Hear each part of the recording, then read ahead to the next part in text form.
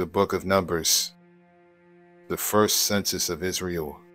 Now the Lord spoke to Moses in the wilderness of Sinai in the tabernacle of meeting, on the first day of the second month, in the second year after they had come out of the land of Egypt, saying, Take a census of all the congregation of the children of Israel, by their families, by their fathers' houses, according to the number of names, every male individually, from 20 years old and above, all who are able to go to war in Israel. You and Aaron shall number them by their armies. And with you there shall be a man from every tribe, each one the head of his father's house. These are the names of the men who shall stand with you: from Reuben, Elizur the son of Shedeur; from Simon, Shelumiel the son of Surishadai; from Judah, Nahshon the son of Amminadab; from Issachar, Nethanel the son of Suar; from Zebulun, Eliab the son of Helon; from the sons of Joseph; from Ephraim, Elishama the son of Ammihud; from Manasseh, Gamaliel the son of Pedazur; from Benjamin, Abidan the son of Gideoni; from Dan, Ahiezer the son of Ammishaddai; from Asher, Pagiel the son of Akran; from Gad, Eliasaph the son of Buel; from Naphtali, Ahira the son of Enan. These were chosen from the congregation, leaders of their fathers' tribes, heads of the divisions in Israel. Then Moses and Aaron took these men who had been mentioned by name, and they assembled all the congregation together on the first day of the second month. And they recited their ancestry by families, by their fathers' houses, according to the number of names, from 20 years old and above, each one individually. As the Lord commanded Moses, so he numbered them in the wilderness of Sinai. Now the children of Reuben, Israel's oldest son, their genealogies by their families, by their father's house, according to the number of names, every male individually, from 20 years old and above, all who were able to go to war. Those who were numbered of the tribe of Reuben were 46,500.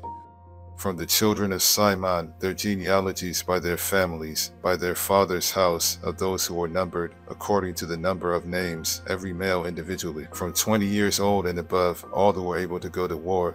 Those who were numbered of the tribe of Simon were 59,300. From the children of Gad, their genealogies by their families, by their father's house, according to the number of names, from 20 years old and above, all who were able to go to war. Those who were numbered of the tribe of Gad were 45,650. From the children of Judah, their genealogies by their families, by their father's house, according to the number of names, from 20 years old and above, all who were able to go to war. Those who were numbered of the tribe of Judah were 74,600. From the children of Issachar, their genealogies by their families, by their father's house, according to the number of names, from 20 years old and above, all who were able to go to war. Those who were numbered of the tribe of Issachar were 54,400. From the children of Zebulun, their genealogies by their families, by their father's house, according to the number of names, from 20 years old and above, all who were able to go to war. Those who were numbered of the tribe of Zebulun were 57,400. From the sons of Joseph, the children of Ephraim, their genealogies by their families, by their father's house, according to the number of names, from 20 years old and above, all who were able to go to war. Those who were numbered of the tribe of Ephraim were 40,500. From the children of Manasseh, their genealogies by their families, by their father's house, according to the number of names, from 20 years old and above, all who were able to go to war. Those who were numbered of the tribe of Manasseh were 32,200. From the children of Benjamin, their genealogies by their families, by their father's house, according to the number of names, from 20 years old and above, all who were able to go to war. Those who were numbered of the tribe of Benjamin were 35,400. From the children of Dan, their genealogies by their families, by their father's house, according to the number of names, from 20 years old and above, all who were able to go to war. Those who were numbered of the tribe of Dan were 62,700. From the children of Asher, their genealogies by their families, by their father's house, according to the number of names, from 20 years old and above, all who were able to go to war. Those who were numbered of the tribe of Asher were 41,500. From the children of Naphtali, their genealogies by their families, by their father's house, according to the number of names, from 20 years old and above, all who were able to go to war. Those who were numbered of the tribe of Naphtali were 53,400.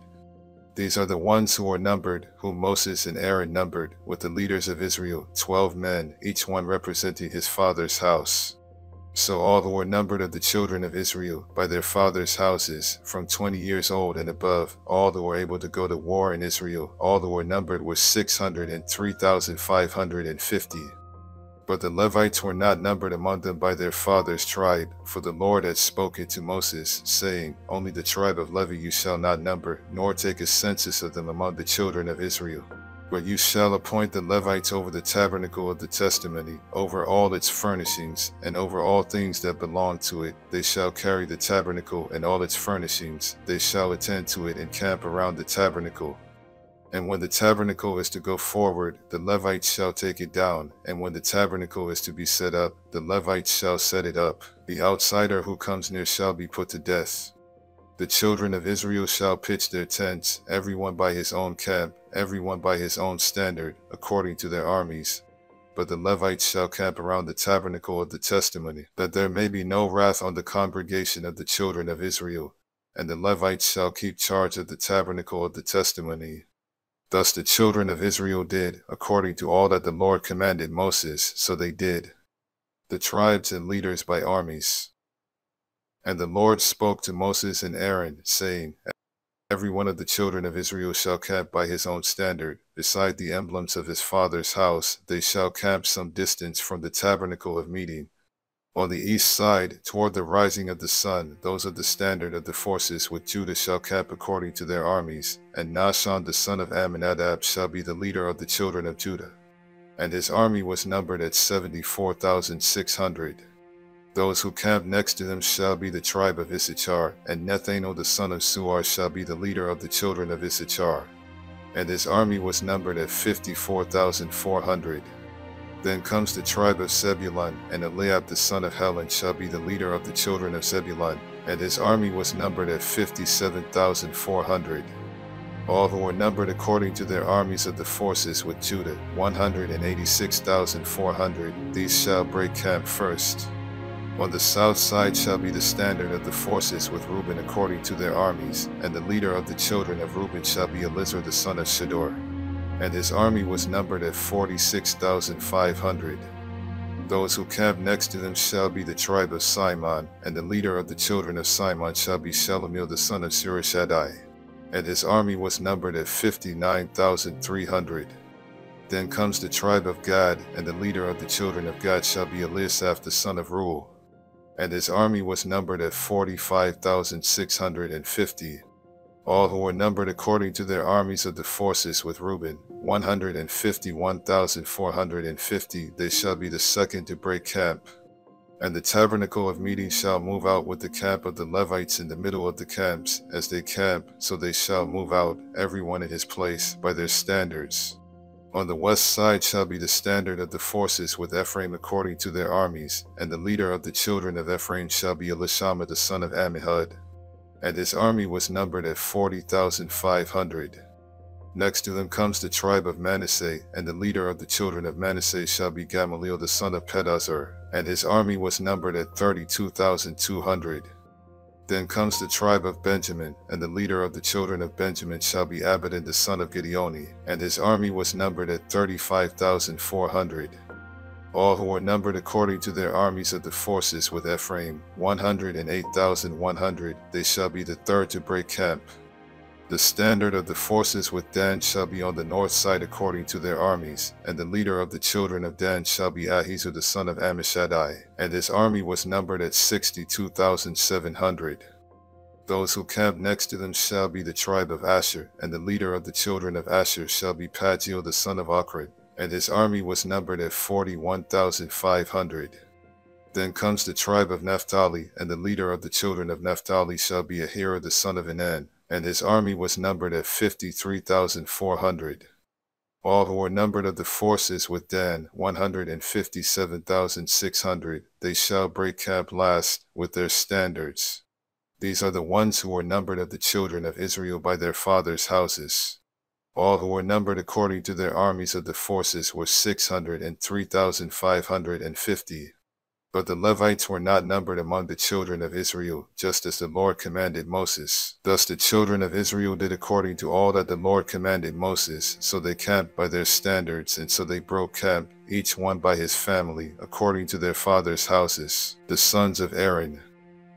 Now these are the records of Aaron and Moses when the Lord spoke with Moses on Mount Sinai.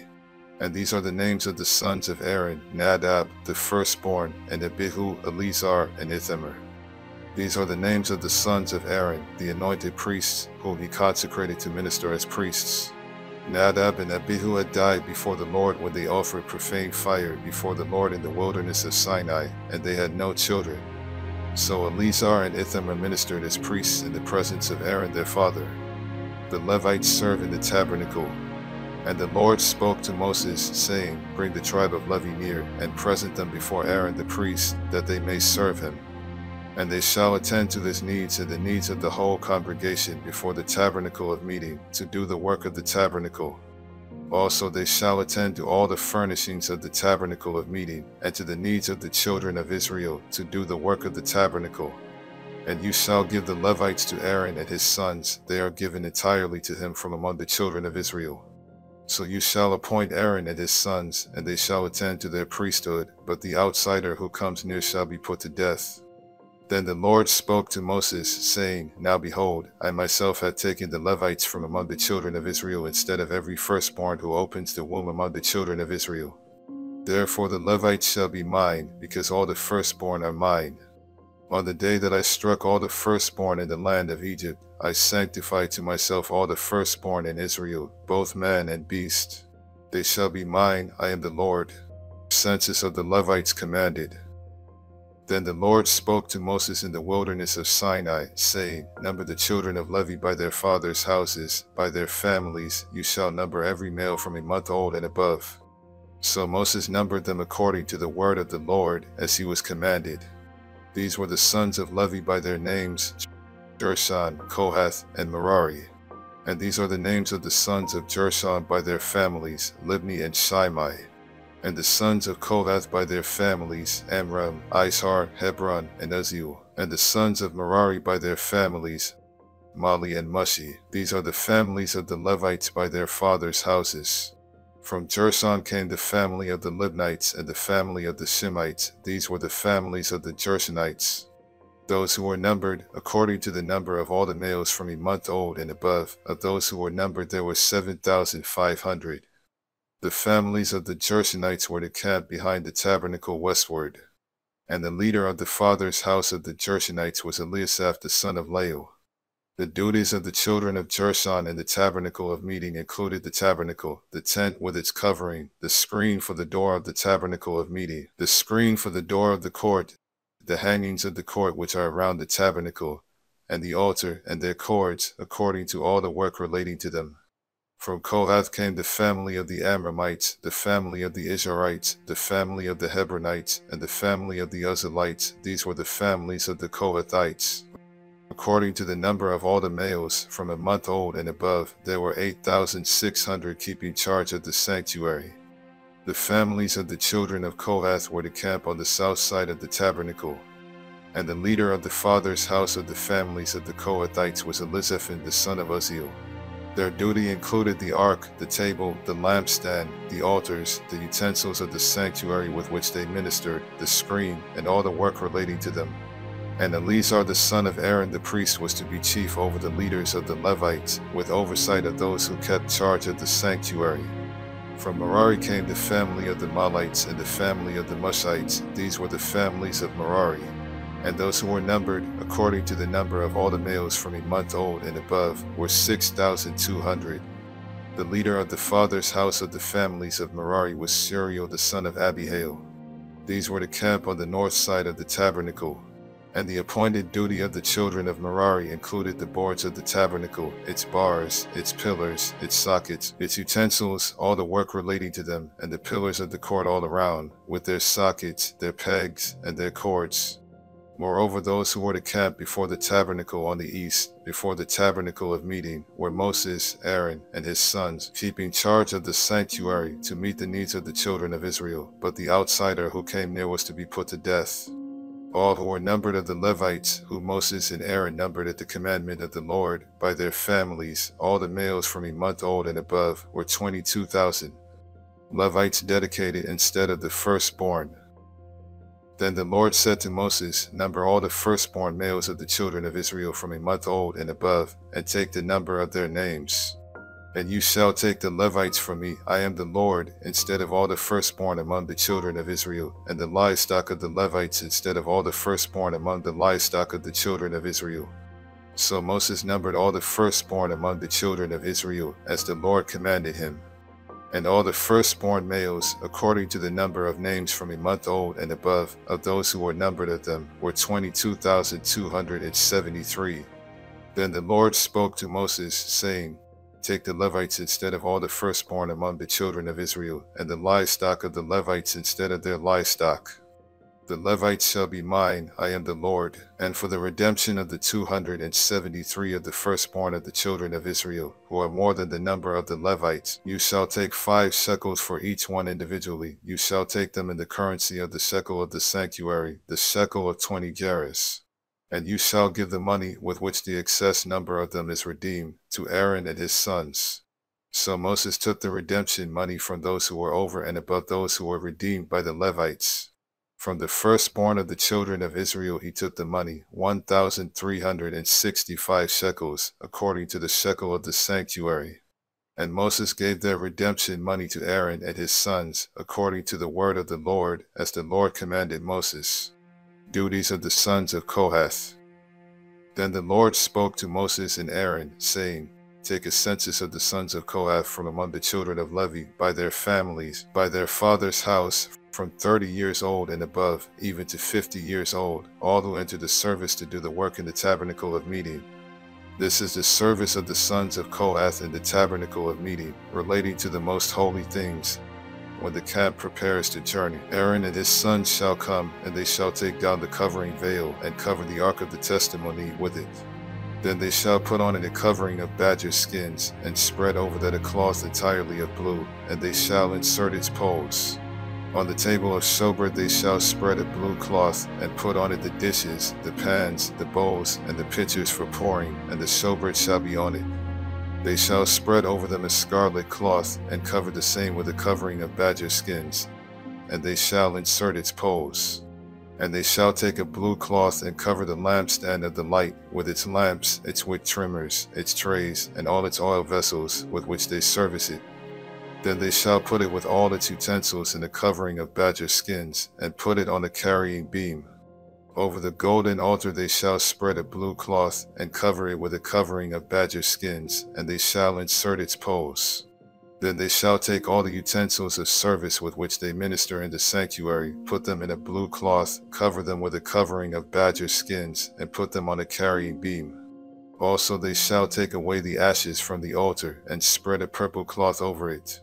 They shall put on it all its implements with which they minister there, the fire pans, the forks, the shovels, the basins, and all the utensils of the altar, and they shall spread on it a covering of badger skins, and insert its poles. And when Aaron and his sons have finished covering the sanctuary and all the furnishings of the sanctuary, when the camp is set to go, then the sons of Kohath shall come to carry them, but they shall not touch any holy thing, lest they die. These are the things in the tabernacle of meeting which the sons of Kohath are to carry. The appointed duty of Eleazar the son of Aaron the priest is the oil for the light, the sweet incense, the daily grain offering, the anointing oil, the oversight of all the tabernacle, of all that is in it, with the sanctuary and its furnishings. Then the Lord spoke to Moses and Aaron, saying, Do not cut off the tribe of the families of the Kohathites from among the Levites, but do this in regard to them, that they may live and not die when they approach the most holy things. Aaron and his sons shall go in and appoint each of them to his service and his task. But they shall not go in to watch while the holy things are being covered, lest they die. Duties of the sons of Gershon.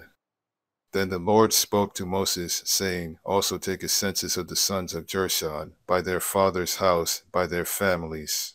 From 30 years old and above, even to 50 years old, you shall number them, all who enter to perform the service, to do the work in the tabernacle of meeting. This is the service of the families of the Gershonites, in serving and carrying. They shall carry the curtains of the tabernacle, and the tabernacle of meeting with its covering, the covering of badger skins that is on it, the screen for the door of the tabernacle of meeting, the screen for the door of the gate of the court, the hangings of the court which are around the tabernacle, an altar, and their cords, all the furnishings for their service, and all that is made for these things, so shall they serve. Aaron and his sons shall assign all the service of the sons of the Gershonites, all their tasks and all their service. And you shall appoint to them all their tasks as their duty. This is the service of the families of the sons of Gershon in the tabernacle of meeting. And their duties shall be under the authority of Ithamar the son of Aaron the priest. Duties of the sons of Merari. As for the sons of Merari, you shall number them by their families and by their father's house. From 30 years old and above, even to 50 years old, you shall number them, everyone who enters the service to do the work of the tabernacle of meeting. And this is what they must carry as all their service for the tabernacle of meeting: the boards of the tabernacle, its bars, its pillars, its sockets, and the pillars around the court with their sockets, pegs, and cords, with all their furnishings and all their service. And you shall assign to each man by name the items he must carry. This is the service of the families of the sons of Merari, as all their service for the tabernacle of meeting, under the authority of Ithamar the son of Aaron the priest. Census of the Levites. And Moses, Aaron, and the leaders of the congregation numbered the sons of the Kohathites by their families and by their father's house, from 30 years old and above, even to 50 years old, everyone who entered the service for work in the tabernacle of meeting. And those who were numbered by their families were 2,750. These were the ones who were numbered of the families of the Kohathites, all who might serve in the tabernacle of meeting, whom Moses and Aaron numbered according to the commandment of the Lord by the hand of Moses. And those who were numbered of the sons of Gershon, by their families and by their father's house, from 30 years old and above, even to 50 years old, everyone who entered the service for work in the tabernacle of meeting, those who were numbered by their families, by their father's house, were 2,630. These are the ones who were numbered of the families of the sons of Gershon, of all who might serve in the tabernacle of meeting, whom Moses and Aaron numbered according to the commandment of the Lord. Those are the families of the sons of Merari who were numbered, by their families, by their father's house, from 30 years old and above, even to 50 years old, everyone who entered the service for work in the tabernacle of meeting. Those who were numbered by their families were 3,200. These are the ones who were numbered of the families of the sons of Merari, whom Moses and Aaron numbered according to the word of the Lord by the hand of Moses. All who were numbered of the Levites, whom Moses, Aaron, and the leaders of Israel numbered, by their families and by their fathers' houses, from 30 years old and above, even to 50 years old, everyone who came to do the work of service and the work of bearing burdens in the tabernacle of meeting, those who were numbered were 8,580. According to the commandment of the Lord they were numbered by the hand of Moses, each according to his service and according to his task. Thus were they numbered by him, as the Lord commanded Moses, ceremonially unclean persons isolated. And the Lord spoke to Moses, saying, Command the children of Israel that they put out of the camp every leper, everyone who has a discharge, and whoever becomes defiled by a corpse. You shall put out both male and female, you shall put them outside the camp, that they may not defile their camps in the midst of which I dwell. And the children of Israel did so, and put them outside the camp, as the Lord spoke to Moses, so the children of Israel did. Confession and restitution. Then the Lord spoke to Moses, saying, Speak to the children of Israel, when a man or woman commits any sin that men commit in unfaithfulness against the Lord, and that person is guilty, then he shall confess the sin which he has committed. He shall make restitution for his trespass in full, plus 1/5 of it, and give it to the one he has wronged. But if the man has no relative to whom restitution may be made for the wrong, the restitution for the wrong must go to the Lord for the priest, in addition to the ram of the atonement with which atonement is made for him.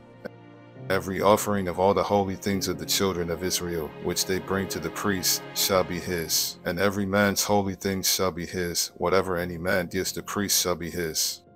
Concerning unfaithful wives. And the Lord spoke to Moses, saying, Speak to the children of Israel, and say to them, If any man's wife goes astray and behaves unfaithfully toward him, and a man lies with her carnally, and it is hidden from the eyes of her husband, and it is concealed that she has defiled herself, and there was no witness against her, nor was she caught, if the spirit of jealousy comes upon him, and he becomes jealous of his wife, who has defiled herself, or if the spirit of jealousy comes upon him, and he becomes jealous of his wife, although she has not defiled herself, then the man shall bring his wife to the priest. He shall bring the offering required for her, 1/10 of an ephah of barley meal. He shall pour no oil on it and put no frankincense on it, because it is a grain offering of jealousy, an offering for remembering, for bringing iniquity to remembrance. And the priest shall bring her near, and set her before the Lord. The priest shall take holy water in an earthen vessel, and take some of the dust that is on the floor of the tabernacle, and put it into the water. Then the priest shall stand the woman before the Lord, uncover the woman's head, and put the offering for remembering in her hands, which is the grain offering of jealousy. And the priest shall have in his hand the bitter water that brings a curse. And the priest shall put her under oath, and say to the woman, if no man has lain with you, and if you have not gone astray to uncleanness while under your husband's authority, be free from this bitter water that brings a curse. But if you have gone astray while under your husband's authority, and if you have defiled yourself and some man other than your husband has lain with you, then the priest shall put the woman under the oath of the curse, and he shall say to the woman, the Lord make you a curse and an oath among your people, when the Lord makes your thigh rot and your belly swell. And may this water that causes the curse go into your stomach, and make your belly swell and your thigh rot. Then the woman shall say, Amen, so be it. Then the priest shall write these curses in a book, and he shall scrape them off into the bitter water. And he shall make the woman drink the bitter water that brings a curse, and the water that brings the curse shall enter her to become bitter. Then the priest shall take the grain offering of jealousy from the woman's hand, shall wave the offering before the Lord, and bring it to the altar. And the priest shall take a handful of the offering as its memorial portion, burn it on the altar, and afterward make the woman drink the water. When he has made her drink the water, then it shall be, if she has defiled herself, and behaved unfaithfully toward her husband, that the water that brings a curse will enter her and become bitter, and her belly will swell, her thigh will rot, and the woman will become a curse among her people. But if the woman has not defiled herself, and is clean, then she shall be free and may conceive children. This is the law of jealousy when a wife, while under her husband's authority, goes astray and defiles herself, or when the spirit of jealousy comes upon a man, and he becomes jealous of his wife, then he shall stand the woman before the Lord, and the priest shall execute all this law upon her. Then the man shall be free from iniquity, but that woman shall bear her guilt. The law of the Nazirite. Then the Lord spoke to Moses, saying, Speak to the children of Israel, and say to them, when either a man or woman consecrates an offering to take the vow of a Nazirite, to separate himself to the Lord, he shall separate himself from wine and similar drink. He shall drink neither vinegar made from wine nor vinegar made from similar drink, neither shall he drink any grape juice, nor eat fresh grapes or raisins. All the days of his separation he shall eat nothing that is produced by the grapevine, from seed to skin. All the days of the vow of his separation no razor shall come upon his head, until the days are fulfilled for which he separated himself to the Lord, he shall be holy. Then he shall let the locks of the hair of his head grow. All the days that he separates himself to the Lord he shall not go near a dead body. He shall not make himself unclean even for his father or his mother, for his brother or his sister, when they die, because his separation to God is on his head. All the days of his separation he shall be holy to the Lord. And if anyone dies very suddenly beside him, and he defiles his consecrated head, then he shall shave his head on the day of his cleansing. On the 7th day he shall shave it. Then on the 8th day he shall bring 2 turtle doves or 2 young pigeons to the priest, to the door of the tabernacle of meeting. And the priest shall offer one as a sin offering and the other as a burnt offering, and make atonement for him, because he sinned in regard to the corpse, and he shall sanctify his head that same day. He shall consecrate to the Lord the days of his separation, and bring a male lamb in its first year as a trespass offering, but the former days shall be lost, because his separation was defiled. Now this is the law of the Nazirite. When the days of his separation are fulfilled, he shall be brought to the door of the tabernacle of meeting. And he shall present his offering to the Lord, 1 male lamb in its first year without blemish, as a burnt offering, 1 ewe lamb in its first year without blemish as a sin offering, 1 ram without blemish as a peace offering, a basket of unleavened bread, cakes of fine flour mixed with oil, unleavened wafers anointed with oil, and their grain offering with their drink offerings. Then the priest shall bring them before the Lord and offer his sin offering and his burnt offering, and he shall offer the ram as a sacrifice of a peace offering to the Lord. With the basket of unleavened bread, the priest shall also offer its grain offering and its drink offering. Then the Nazirite shall shave his consecrated head at the door of the tabernacle of meeting, and shall take the hair from his consecrated head and put it on the fire which is under the sacrifice of the peace offering. And the priest shall take the boiled shoulder of the ram, one unleavened cake from the basket, and one unleavened wafer, and put them upon the hands of the Nazirite after he has shaved his consecrated hair. And the priest shall wave them as a wave offering before the Lord. They are holy for the priest, together with the breast of the wave offering and the thigh of the heave offering. After that the Nazirite may drink wine. This is the law of the Nazirite who vows to the Lord the offering for his separation, and besides that, whatever else his hand is able to provide, according to the vow which he takes, so he must do according to the law of his separation. The priestly blessing.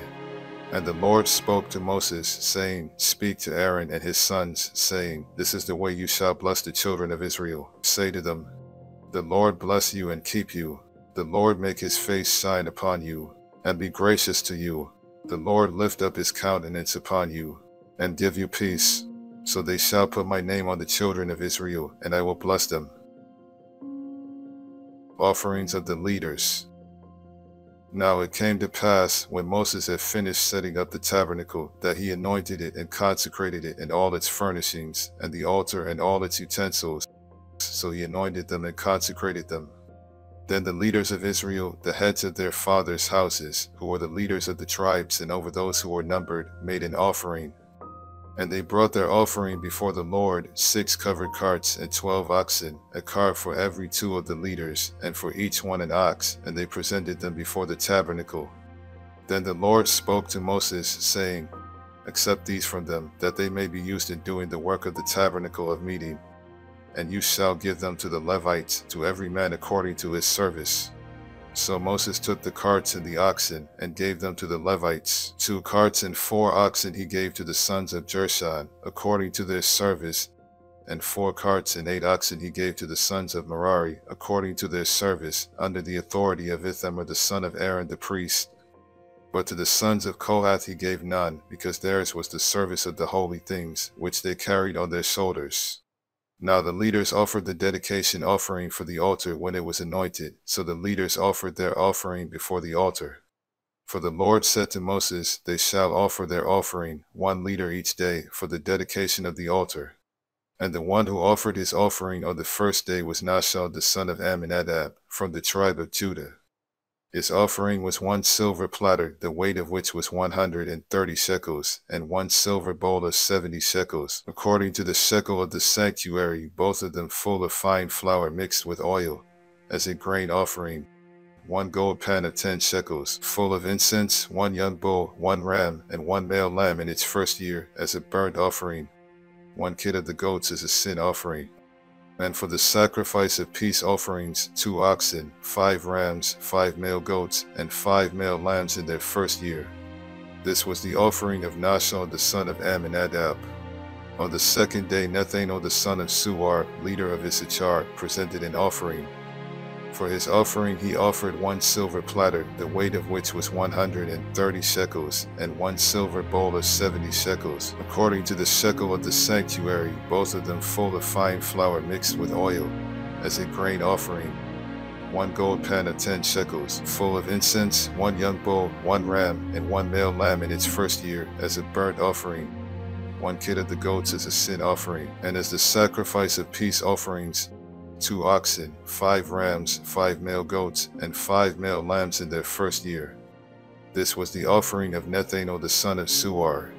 On the 3rd day Eliab the son of Helon, leader of the children of Zebulun, presented an offering. His offering was 1 silver platter, the weight of which was 130 shekels, and 1 silver bowl of 70 shekels, according to the shekel of the sanctuary, both of them full of fine flour mixed with oil, as a grain offering. 1 gold pan of 10 shekels, full of incense, 1 young bull, 1 ram, and 1 male lamb in its first year as a burnt offering. 1 kid of the goats as a sin offering, and for the sacrifice of peace offerings, 2 oxen, 5 rams, 5 male goats, and 5 male lambs in their first year. This was the offering of Eliab the son of Helon. On the 4th day Elizur the son of Shedeur, leader of the children of Reuben, presented an offering. His offering was 1 silver platter, the weight of which was 130 shekels, and 1 silver bowl of 70 shekels, according to the shekel of the sanctuary, both of them full of fine flour mixed with oil, as a grain offering. 1 gold pan of 10 shekels, full of incense, 1 young bull, 1 ram, and 1 male lamb in its first year, as a burnt offering. 1 kid of the goats as a sin offering, and as the sacrifice of peace offerings, 2 oxen, 5 rams, 5 male goats, and 5 male lambs in their first year. This was the offering of Elizur the son of Shedeur. On the 5th day Shelumiel the son of Surishadai, leader of the children of Simon, presented an offering. His offering was 1 silver platter, the weight of which was 130 shekels, and 1 silver bowl of 70 shekels, according to the shekel of the sanctuary, both of them full of fine flour mixed with oil, as a grain offering. 1 gold pan of 10 shekels, full of incense, 1 young bull, 1 ram, and 1 male lamb in its first year, as a burnt offering. 1 kid of the goats as a sin offering. And as the sacrifice of peace offerings, 2 oxen, 5 rams, 5 male goats, and 5 male lambs in their first year. This was the offering of Shelumiel the son of Surishadai. On the 6th day Eliasaph the son of Deuel, leader of the children of Gad, presented an offering. His offering was 1 silver platter, the weight of which was 130 shekels, and 1 silver bowl of 70 shekels, according to the shekel of the sanctuary, both of them full of fine flour mixed with oil, as a grain offering. 1 gold pan of 10 shekels, full of incense, 1 young bull, 1 ram, and 1 male lamb in its first year, as a burnt offering, 1 kid of the goats as a sin offering.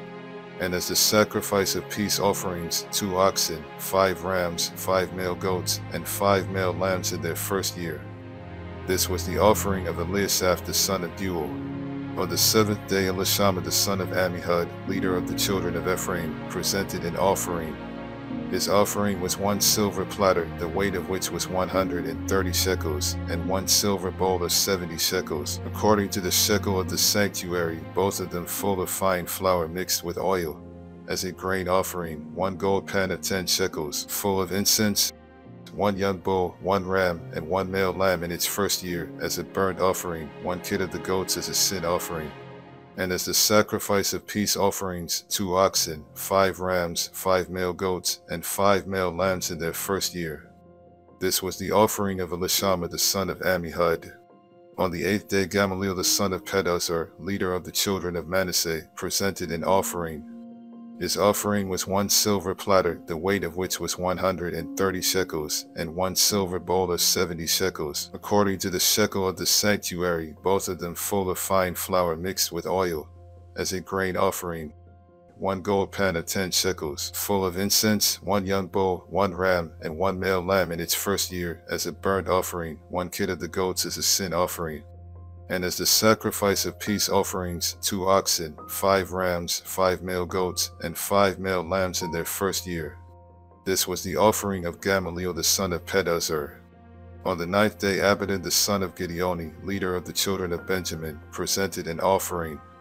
His offering was 1 silver platter, the weight of which was 130 shekels, and 1 silver bowl of 70 shekels, according to the shekel of the sanctuary, both of them full of fine flour mixed with oil, as a grain offering. 1 gold pan of 10 shekels, full of incense, 1 young bull, 1 ram, and 1 male lamb in its first year, as a burnt offering. 1 kid of the goats as a sin offering. And as the sacrifice of peace offerings, 2 oxen, 5 rams, 5 male goats, and 5 male lambs in their first year. This was the offering of Abidan the son of Gideoni. On the 10th day Ahizur the son of Ammishaddai, leader of the children of Dan, presented an offering. His offering was 1 silver platter, the weight of which was 130 shekels, and 1 silver bowl of 70 shekels, according to the shekel of the sanctuary, both of them full of fine flour mixed with oil, as a grain offering, 1 gold pan of 10 shekels, full of incense, 1 young bull, 1 ram, and 1 male lamb in its first year, as a burnt offering, 1 kid of the goats as a sin offering, and as the sacrifice of peace offerings, 2 oxen, 5 rams, 5 male goats, and 5 male lambs in their first year. This was the offering of Ahiezer the son of Ammishaddai. On the 11th day, Pagiel the son of Ochran, leader of the children of Asher, presented an offering. His offering was 1 silver platter, the weight of which was 130 shekels, and 1 silver bowl of 70 shekels, according to the shekel of the sanctuary, both of them full of fine flour mixed with oil, as a grain offering. 1 gold pan of 10 shekels, full of incense, 1 young bull, 1 ram, and 1 male lamb in its first year, as a burnt offering, 1 kid of the goats as a sin offering, and as a sacrifice of peace offerings, 2 oxen, 5 rams, 5 male goats, and 5 male lambs in their first year. This was the offering of Pagiel the son of Ochran. On the 12th day, Ahira the son of Enan, leader of the children of Naphtali, presented an offering. His offering was 1 silver platter, the weight of which was 130 shekels, and 1 silver bowl of 70 shekels, according to the shekel of the sanctuary, both of them full of fine flour mixed with oil, as a grain offering. 1 gold pan of 10 shekels, full of incense, 1 young bull, 1 ram, and 1 male lamb in its first year, as a burnt offering. 1 kid of the goats as a sin offering, and as the sacrifice of peace offerings, 2 oxen, 5 rams, 5 male goats, and 5 male lambs in their first year. This was the offering of Ahira the son of Enan. This was the dedication offering for the altar from the leaders of Israel when it was anointed, 12 silver platters, 12 silver bowls, and 12 gold pans. Each silver platter weighed 130 shekels, and each bowl 70 shekels. All the silver of the vessels weighed 2,400 shekels, according to the shekel of the sanctuary. The 12 gold pans full of incense weighed 10 shekels apiece, according to the shekel of the sanctuary. All the gold of the pans weighed 120 shekels. All the oxen for the burnt offering were 12 young bulls, the rams 12, the male lambs in their first year 12, with their grain offering, and the kids of the goats as a sin offering 12. And all the oxen for the sacrifice of peace offerings were 24 bulls, the rams 60, the male goats 60, and the lambs in their first year 60. This was the dedication offering for the altar after it was anointed. Now when Moses went into the tabernacle of meeting to speak with him, he heard the voice of one speaking to them from above the mercy seat that was on the ark of the testimony, from between the 2 cherubim. Thus he spoke to him. Arrangement of the lamps. And the Lord spoke to Moses, saying, Speak to Aaron, and say to him, When you arrange the lamps, the 7 lamps shall give light in front of the lampstand. And Aaron did so. He arranged the lamps to face toward the front of the lampstand, as the Lord commanded Moses. Now this workmanship of the lampstand was hammered gold. From its shaft to its flowers it was hammered work, according to the pattern which the Lord had shown Moses. So he made the lampstand. Cleansing and dedication of the Levites. Then the Lord spoke to Moses, saying, Take the Levites from among the children of Israel and cleanse them ceremonially. Thus you shall do to them to cleanse them, sprinkle water of purification on them, and let them shave all their body, and let them wash their clothes, and so make themselves clean. Then let them take a young bull with its grain offering of fine flour mixed with oil, and you shall take another young bull as a sin offering. And you shall bring the Levites before the tabernacle of meeting, and you shall gather together the whole congregation of the children of Israel. So you shall bring the Levites before the Lord, and the children of Israel shall lay their hands on the Levites. And Aaron shall offer the Levites before the Lord like a wave offering from the children of Israel, that they may perform the work of the Lord. Then the Levites shall lay their hands on the heads of the young bulls, and you shall offer one as a sin offering and the other as a burnt offering to the Lord, to make atonement for the Levites. And you shall stand the Levites before Aaron and his sons, and then offer them like a wave offering to the Lord. Thus you shall separate the Levites from among the children of Israel, and the Levites shall be mine. After that the Levites shall go into service the tabernacle of meeting. So you shall cleanse them and offer them like a wave offering. For they are wholly given to me from among the children of Israel. I have taken them from myself instead of all who opened the womb, the firstborn of all the children of Israel. For all the firstborn among the children of Israel are mine. both man and beast. On the day that I struck all the firstborn in the land of Egypt, I sanctified them to myself. I had taken the Levites instead of all the firstborn of the children of Israel. And I have given the Levites as a gift to Aaron and his sons from among the children of Israel, to do the work for the children of Israel in the tabernacle of meeting, and to make atonement for the children of Israel, that there be no plague among the children of Israel when the children of Israel come near the sanctuary. Thus Moses and Aaron and all the congregation of the children of Israel did to the Levites, according to all that the Lord commanded Moses concerning the Levites, so the children of Israel did to them. And the Levites purified themselves and washed their clothes. Then Aaron presented them like a wave offering before the Lord, and Aaron made atonement for them to cleanse them. After that the Levites went in to do their work in the tabernacle of meeting before Aaron and his sons, as the Lord commanded Moses concerning the Levites, so they did to them. Then the Lord spoke to Moses, saying, This is what pertains to the Levites. From 25 years old and above one may enter to perform service in the work of the tabernacle of meeting. And at the age of 50 years they must cease performing this work, and shall work no more. They may minister with their brethren in the tabernacle of meeting, to attend to needs, but they themselves shall do no work. Thus you shall do to the Levites regarding their duties. The second Passover. Now the Lord spoke to Moses in the wilderness of Sinai, in the first month of the second year after they had come out of the land of Egypt, saying, Let the children of Israel keep the Passover at its appointed time. On the 14th day of this month, at twilight, you shall keep it at its appointed time. According to all its rites and ceremonies you shall keep it. So Moses told the children of Israel that they should keep the Passover. And they kept the Passover on the 14th day of the first month, at twilight, in the wilderness of Sinai, according to all that the Lord commanded Moses, so the children of Israel did. Now there were certain men who were defiled by a human corpse, so that they could not keep the Passover on that day, and they came before Moses and Aaron that day. And those men said to him, We became defiled by a human corpse. Why are we kept from presenting the offering of the Lord at its appointed time among the children of Israel? And Moses said to them, Stand still, that I may hear what the Lord will command concerning you. Then the Lord spoke to Moses, saying, Speak to the children of Israel, saying, If any one of you or your posterity is unclean because of a corpse, or is far away on a journey, he may still keep the Lord's Passover. On the 14th day of the second month, at twilight, they may keep it. They shall eat it with unleavened bread and bitter herbs. They shall leave none of it until morning, nor break one of its bones. According to all the ordinances of the Passover they shall keep it. But the man who is clean and is not on a journey, and ceases to keep the Passover, that same person shall be cut off from among his people, because he did not bring the offering of the Lord at its appointed time. That man shall bear his sin. And if a stranger dwells among you, and would keep the Lord's Passover, he must do so according to the rite of the Passover and according to its ceremony. You shall have one ordinance, both for the stranger and the native of the land. The cloud and the fire. Now on the day that the tabernacle was raised up, the cloud covered the tabernacle, the tent of the testimony. From evening until morning it was above the tabernacle like the appearance of fire. So it was always, the cloud covered it by day, and the appearance of fire by night. Whenever the cloud was taken up from above the tabernacle, after that the children of Israel would journey. And in the place where the cloud settled, there the children of Israel would pitch their tents.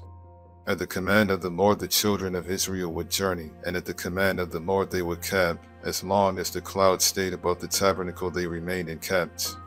Even when the cloud continued long, many days above the tabernacle, the children of Israel kept the charge of the Lord and did not journey. So it was, when the cloud was above the tabernacle a few days, according to the command of the Lord they would remain encamped, and according to the command of the Lord they would journey. So it was, when the cloud remained only from evening until morning.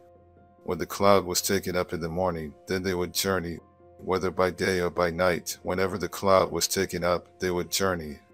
Whether it was 2 days, a month, or a year that the cloud remained above the tabernacle, the children of Israel would remain encamped and not journey. But when it was taken up, they would journey. At the command of the Lord they remained encamped, and at the command of the Lord they journeyed. They kept the charge of the Lord, at the command of the Lord by the hand of Moses. 2 silver trumpets. And the Lord spoke to Moses, saying, Make 2 silver trumpets for yourself. You shall make them of hammered work. You shall use them for calling the congregation and for directing the movement of the camps. When they blow both of them, all the congregation shall gather before you at the door of the tabernacle of meeting. But if they blow only one, then the leaders, the heads of the divisions of Israel, shall gather to you. When you sound the advance, the camps that lie on the east side shall then begin their journey. When you sound the advance the second time, then the camps that lie on the south side shall begin their journey. They shall sound the call for them to begin their journeys. And when the assembly is to be gathered together, you shall blow, but not sound the advance. The sons of Aaron, the priests, shall blow the trumpets, and these shall be to you as an ordinance forever throughout your generations. When you go to war in your land against the enemy who oppresses you, then you shall sound an alarm with the trumpets, and you will be remembered before the Lord your God, and you will be saved from your enemies. Also in the day of your gladness and your appointed feasts, and at the beginning of your months, you shall blow the trumpets over your burnt offerings and over the sacrifices of your peace offerings, and they shall be a memorial for you before your God. I am the Lord your God. Departure from Sinai. Now it came to pass on the 20th day of the second month, in the second year, that the cloud was taken up from above the tabernacle of the testimony. And the children of Israel set out from the wilderness of Sinai on their journeys. Then the cloud settled down in the wilderness of Paran. So they started out for the first time according to the command of the Lord by the hand of Moses. The standard of the camp of the children of Judah set out first according to their armies. Over their army was Nahshon the son of Amminadab. Over the army of the tribe of the children of Issachar was Nethanel the son of Suar. And over the army of the tribe of the children of Zebulun was Eliab the son of Helon. Then the tabernacle was taken down, and the sons of Gershon and the sons of Merari set out, carrying the tabernacle. And the standard of the camp of Reuben set out according to their armies. Over their army was Elizur the son of Shedeur. Over the army of the tribe of the children of Simon was Shelumiel the son of Surishadai. And over the army of the tribe of the children of Gad was Eliasaph the son of Deuel.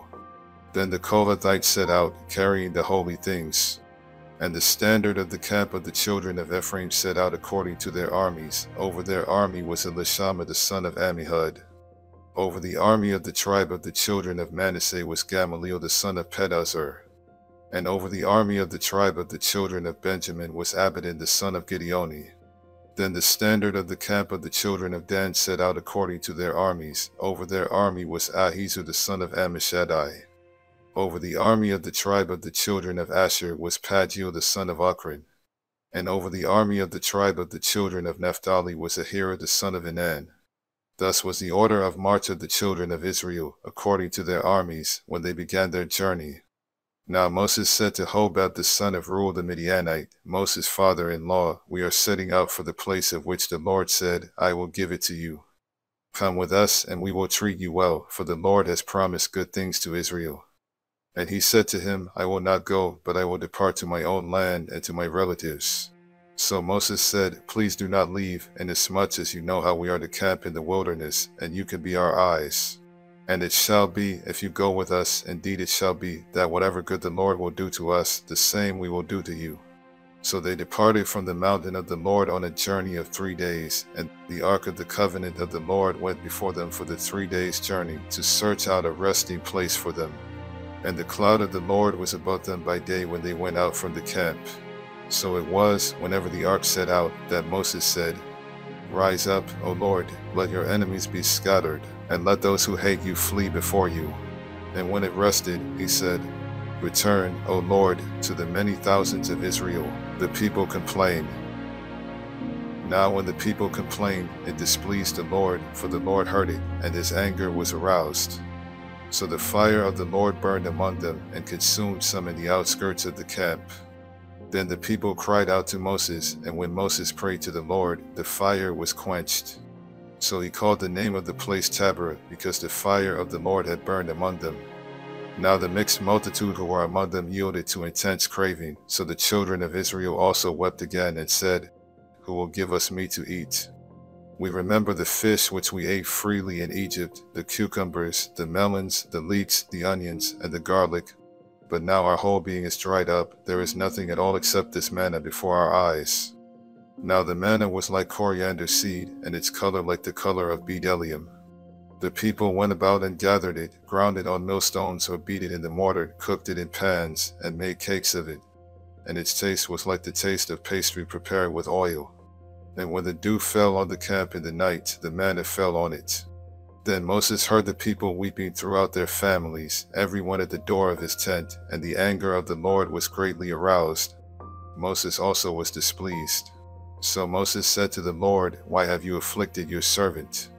And why have I not found favor in your sight, that you have laid the burden of all these people on me? Did I conceive all these people? Did I beget them, that you should say to me, carry them in your bosom, as a guardian carries a nursing child, to the land which you swore to their fathers? Where am I to get meat to give to all these people? For they weep all over me, saying, give us meat that we may eat. I am not able to bear all these people alone, because the burden is too heavy for me. If you treat me like this, please kill me here and now, if I have found favor in your sight, and do not let me see my wretchedness." The 70 elders. So the Lord said to Moses, "Gather to me 70 men of the elders of Israel, whom you know to be the elders of the people and officers over them. Bring them to the tabernacle of meeting, that they may stand there with you. Then I will come down and talk with you there. I will take of the Spirit that is upon you, and will put the same upon them, and they shall bear the burden of the people with you, that you may not bear it yourself alone.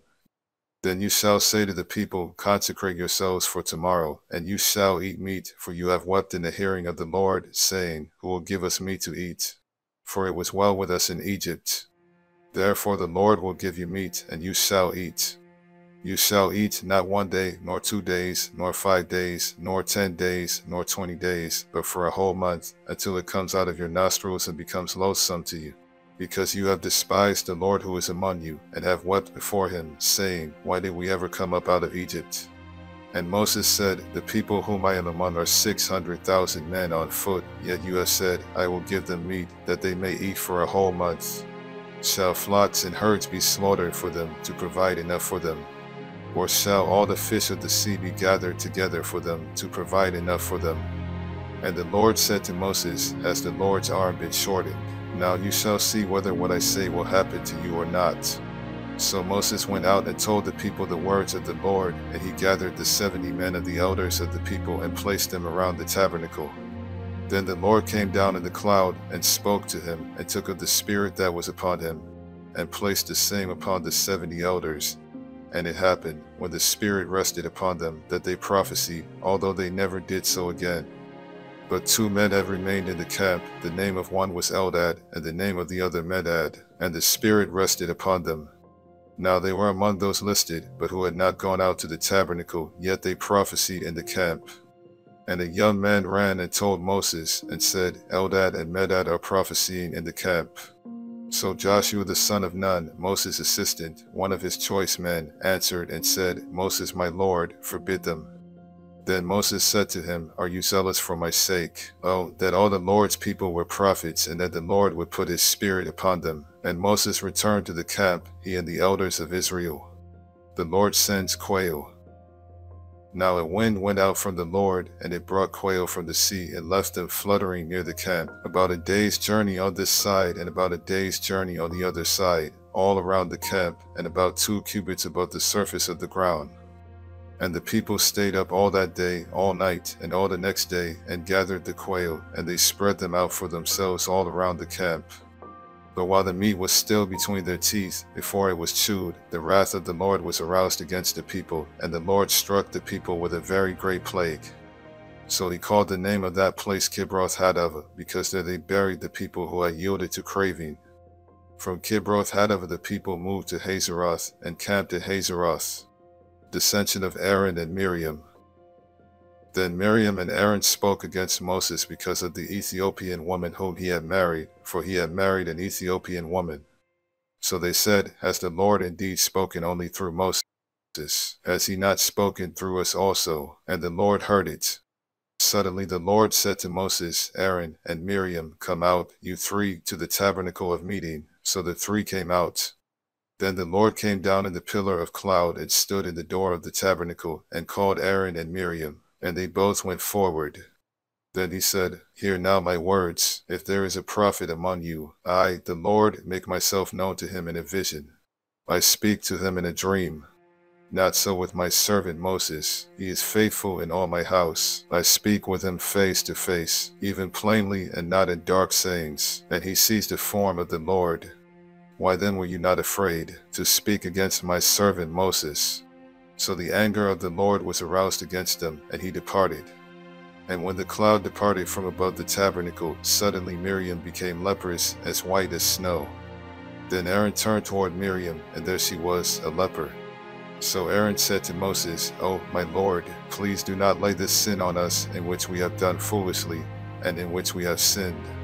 Please do not let her be as one dead, whose flesh is half consumed when he comes out of his mother's womb. So Moses cried out to the Lord, saying, Please heal her, O God, I pray. Then the Lord said to Moses, If her father had but spit in her face, would she not be shamed 7 days? Let her be shut out of the camp 7 days, and afterwards she may be received again. So Miriam was shut out of the camp 7 days, and the people did not journey till Miriam was brought in again. And afterward the people moved from Hazeroth and camped in the wilderness of Paran. Spies sent into Canaan. And the Lord spoke to Moses, saying, Send men to spy out the land of Canaan, which I am giving to the children of Israel. From each tribe of their fathers you shall send a man, every one a leader among them. So Moses sent them from the wilderness of Paran according to the command of the Lord, all of them men who were heads of the children of Israel. Now these were their names: from the tribe of Reuben, Samuel the son of Zachar; from the tribe of Simon, Shaphat the son of Hori; from the tribe of Judah, Caleb the son of Jephunneh; from the tribe of Issachar, Igal the son of Joseph; from the tribe of Ephraim, Hoshea the son of Nun; from the tribe of Benjamin, Palti the son of Raphu; from the tribe of Zebulun, Gadiel the son of Sodi; from the tribe of Joseph, that is, from the tribe of Manasseh, Gadi the son of Suzi; from the tribe of Dan, Amiel the son of Gemali; from the tribe of Asher, Sethur the son of Michael; from the tribe of Naphtali, Nabai the son of Vasi; from the tribe of Gad, Juel the son of Machai. These are the names of the men whom Moses sent to spy out the land. And Moses called Hoshea the son of Nun, Joshua. Then Moses sent them to spy out the land of Canaan, and said to them, Go up this way into the south, and go up to the mountains, and see what the land is like, whether the people who dwell in it are strong or weak, few or many, whether the land they dwell in is good or bad, whether the cities they inhabit are like camps or strongholds, whether the land is rich or poor, and whether there are forests there or not. Be of good courage, and bring some of the fruit of the land. Now the time was the season of the first ripe grapes. So they went up and spied out the land from the wilderness of Sin as far as Rehob, near the entrance of Hamath. And they went up through the south and came to Hebron. Ahiman, Sheshai, and Talmai, the descendants of Anak, were there. Then they came to the valley of Eshcol, and there cut down a branch with one cluster of grapes. They carried it between two of them on a pole. They also brought some of the pomegranates and figs. The place was called the Valley of Eshcol, because of the cluster which the men of Israel cut down there. And they returned from spying out the land after 40 days. Now they departed and came back to Moses and Aaron and all the congregation of the children of Israel in the wilderness of Paran, at Kadesh. They brought back word to them and to all the congregation, and showed them the fruit of the land. Then they told him and said, We went to the land where you sent us. It truly flows with milk and honey, and this is its fruit. Nevertheless, the people who dwell in the land are strong. The cities are fortified and very large. Moreover, we saw the descendants of Anak there. The Amalekites dwell in the land of the south, the Hittites, the Jebusites, and the Amorites dwell in the mountains, and the Canaanites dwell by the sea and along the banks of the Jordan. Then Caleb quieted the people before Moses, and said, Let us go up at once and take possession, for we are well able to overcome it. But the men who had gone up with him said, We are not able to go up against the people, for they are stronger than we.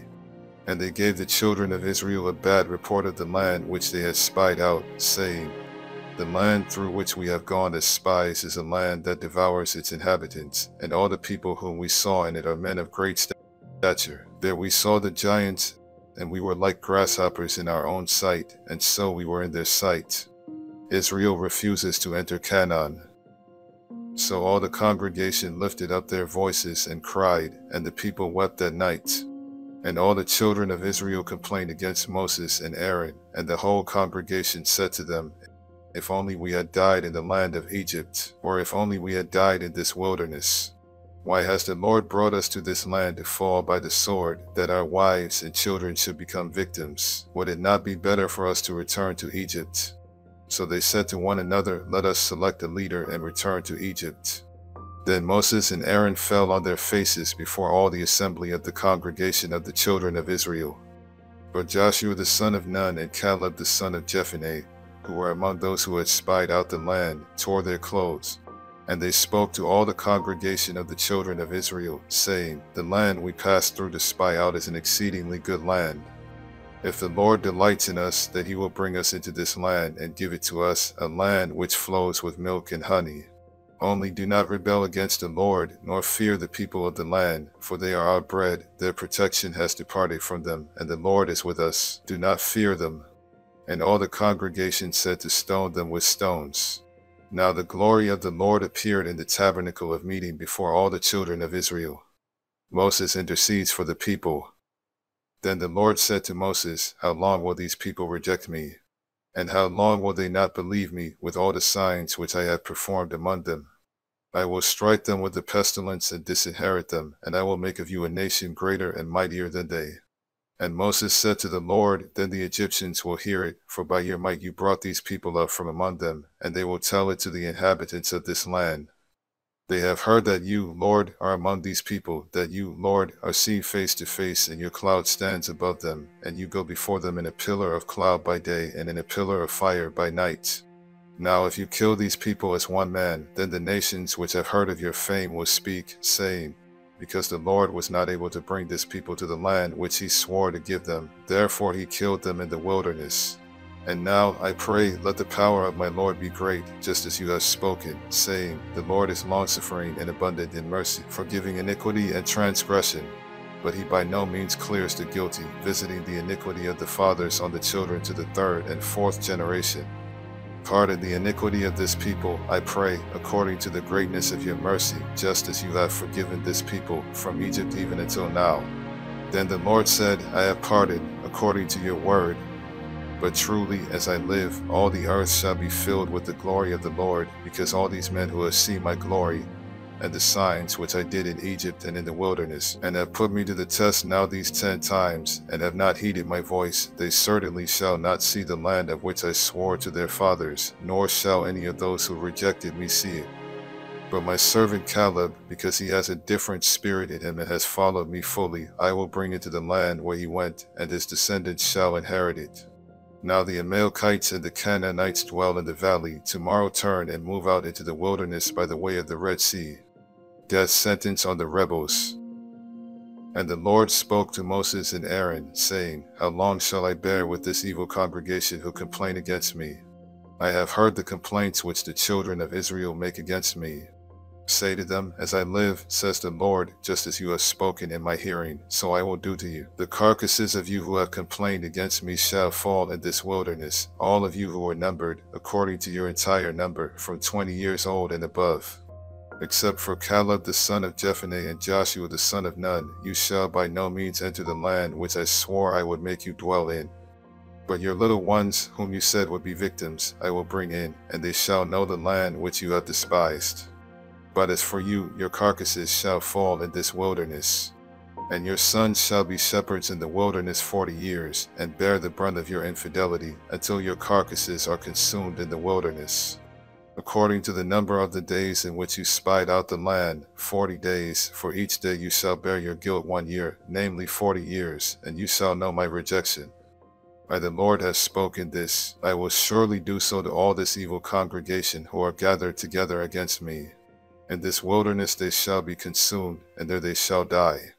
Now the men whom Moses sent to spy out the land, who returned and made all the congregation complain against him by bringing a bad report of the land, those very men who brought the evil report about the land, died by the plague before the Lord. But Joshua the son of Nun and Caleb the son of Jephunneh remained alive, of the men who went to spy out the land. A futile invasion attempt. Then Moses told these words to all the children of Israel, and the people mourned greatly. And they rose early in the morning and went up to the top of the mountain, saying, Here we are, and we will go up to the place which the Lord has promised, for we have sinned. And Moses said, Now why do you transgress the command of the Lord? For this will not succeed. Do not go up, lest you be defeated by your enemies, for the Lord is not among you.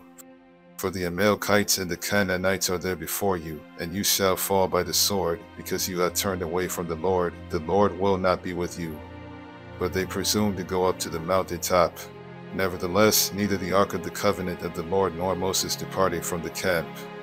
Then the Amalekites and the Canaanites who dwelt in that mountain came down and attacked them, and drove them back as far as Hormah, laws of grain and drink offerings.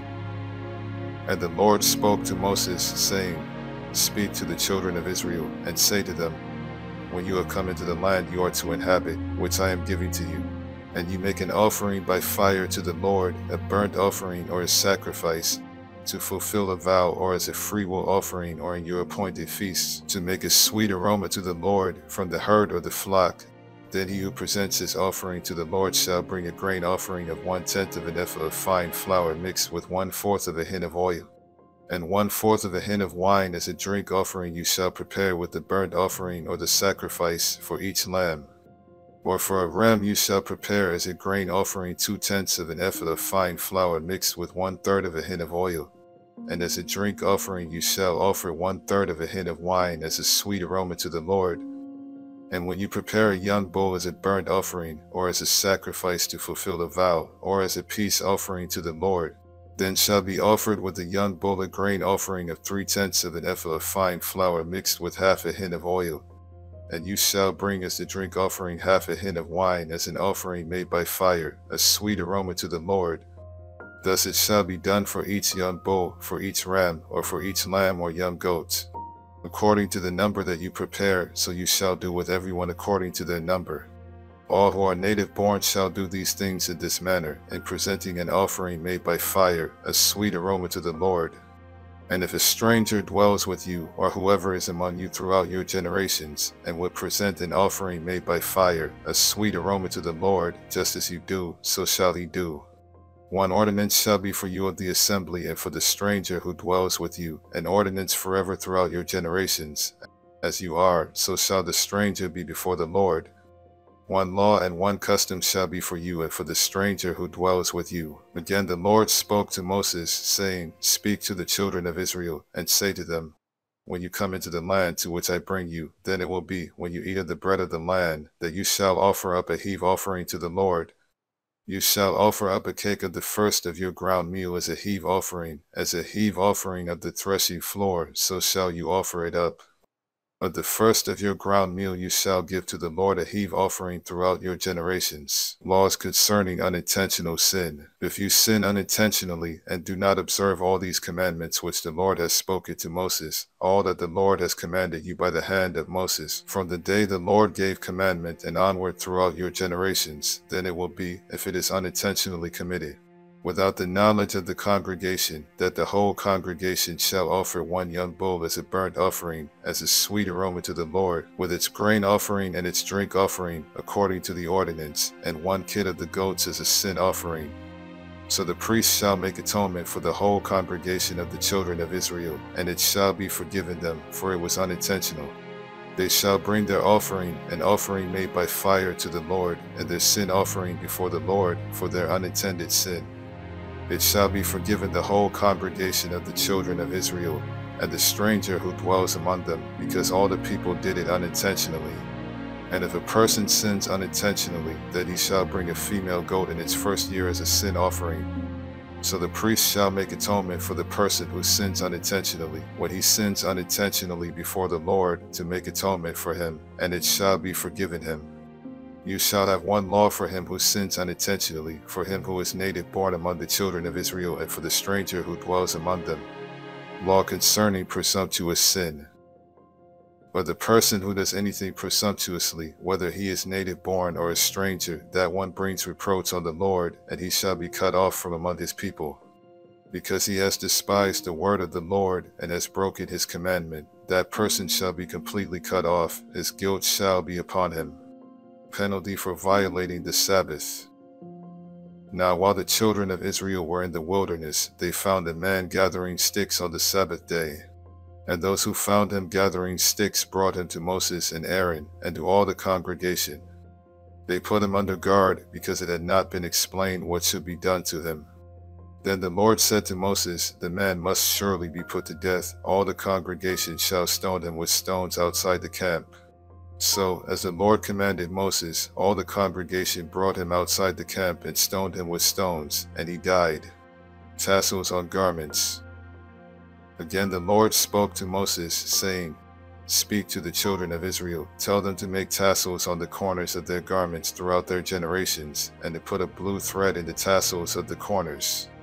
And you shall have the tassel, that you may look upon it and remember all the commandments of the Lord and do them, and that you may not follow the harlotry to which your own heart and your own eyes are inclined, and that you may remember and do all my commandments, and be holy for your God. I am the Lord your God, who brought you out of the land of Egypt to be your God. I am the Lord your God." Rebellion against Moses and Aaron.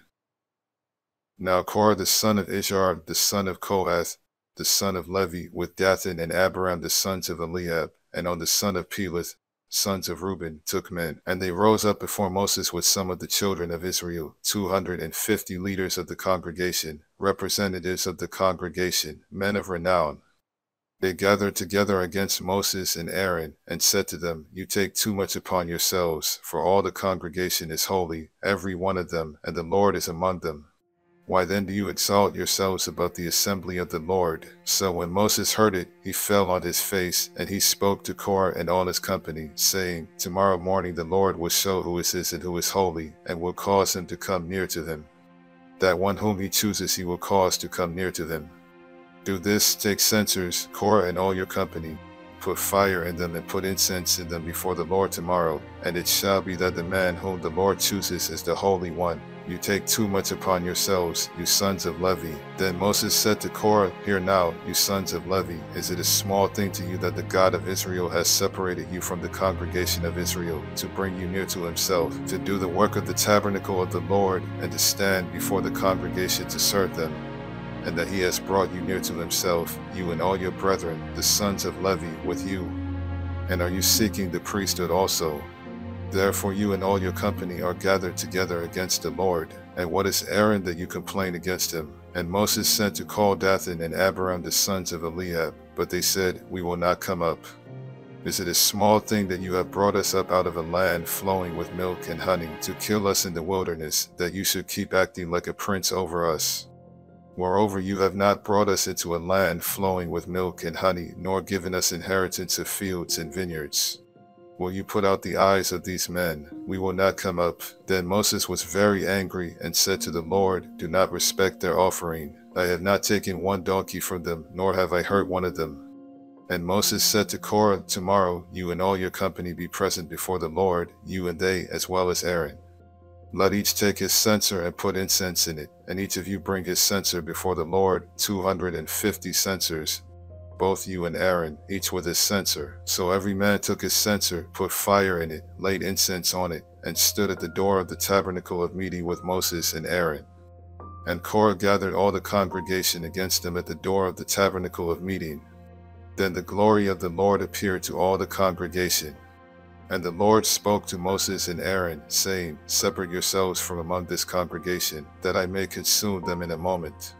Then they fell on their faces and said, "O God, the God of the spirits of all flesh, shall one man sin, and you be angry with all the congregation?" So the Lord spoke to Moses, saying, "Speak to the congregation, saying, Get away from the tents of Korah, Dathan, and Abiram." Then Moses rose and went to Dathan and Abiram, and the elders of Israel followed him. And he spoke to the congregation, saying, "Depart now from the tents of these wicked men. Touch nothing of theirs, lest you be consumed in all their sins." So they got away from around the tents of Korah, Dathan, and Abiram, and Dathan and Abiram came out and stood at the door of their tents, with their wives, their sons, and their little children. And Moses said, "By this you shall know that the Lord has sent me to do all these works, for I have not done them of my own will. If these men die naturally like all men, or if they are visited by the common fate of all men, then the Lord has not sent me." But if the Lord creates a new thing, and the earth opens its mouth and swallows them up with all that belongs to them, and they go down alive into the pit, then you will understand that these men have rejected the Lord. Now it came to pass, as he finished speaking all these words, that the ground split apart under them, and the earth opened its mouth and swallowed them up, with their households and all the men with Korah, with all their goods. So they and all those with them went down alive into the pit. The earth closed over them, and they perished from among the assembly. Then all Israel who were around them fled at their cry, for they said, Lest the earth swallow us up also. And a fire came out from the Lord and consumed the 250 men who were offering incense. Then the Lord spoke to Moses, saying, Tell Eleazar, the son of Aaron the priest, to pick up the censers out of the blaze, for they are holy, and scatter the fire some distance away. The censers of these men who sinned against their own souls, let them be made into hammered plates as a covering for the altar. Because they presented them before the Lord, therefore they are holy, and they shall be a sign to the children of Israel. So Eleazar the priest took the bronze censers, which those who were burned up had presented, and they were hammered out as a covering on the altar, to be a memorial to the children of Israel, that no outsider, who is not a descendant of Aaron, should come near to offer incense before the Lord, that he might not become like Korah and his companions, just as the Lord had said to him through Moses. Complaints of the people. On the next day all the congregation of the children of Israel complained against Moses and Aaron, saying, You have killed the people of the Lord. Now it happened, when the congregation had gathered against Moses and Aaron, that they turned toward the tabernacle of meeting, and suddenly the cloud covered it, and the glory of the Lord appeared. Then Moses and Aaron came before the tabernacle of meeting. And the Lord spoke to Moses, saying, Get away from among this congregation, that I may consume them in a moment. And they fell on their faces. So Moses said to Aaron, Take a censer and put fire in it from the altar, put incense on it, and take it quickly to the congregation and make atonement for them, for wrath has gone out from the Lord. The plague has begun. Then Aaron took it as Moses commanded, and ran into the midst of the assembly, and already the plague had begun among the people. So he put in the incense and made atonement for the people. And he stood between the dead and the living, so the plague was stopped. Now those who died in the plague were 14,700, besides those who died in the Korah incident.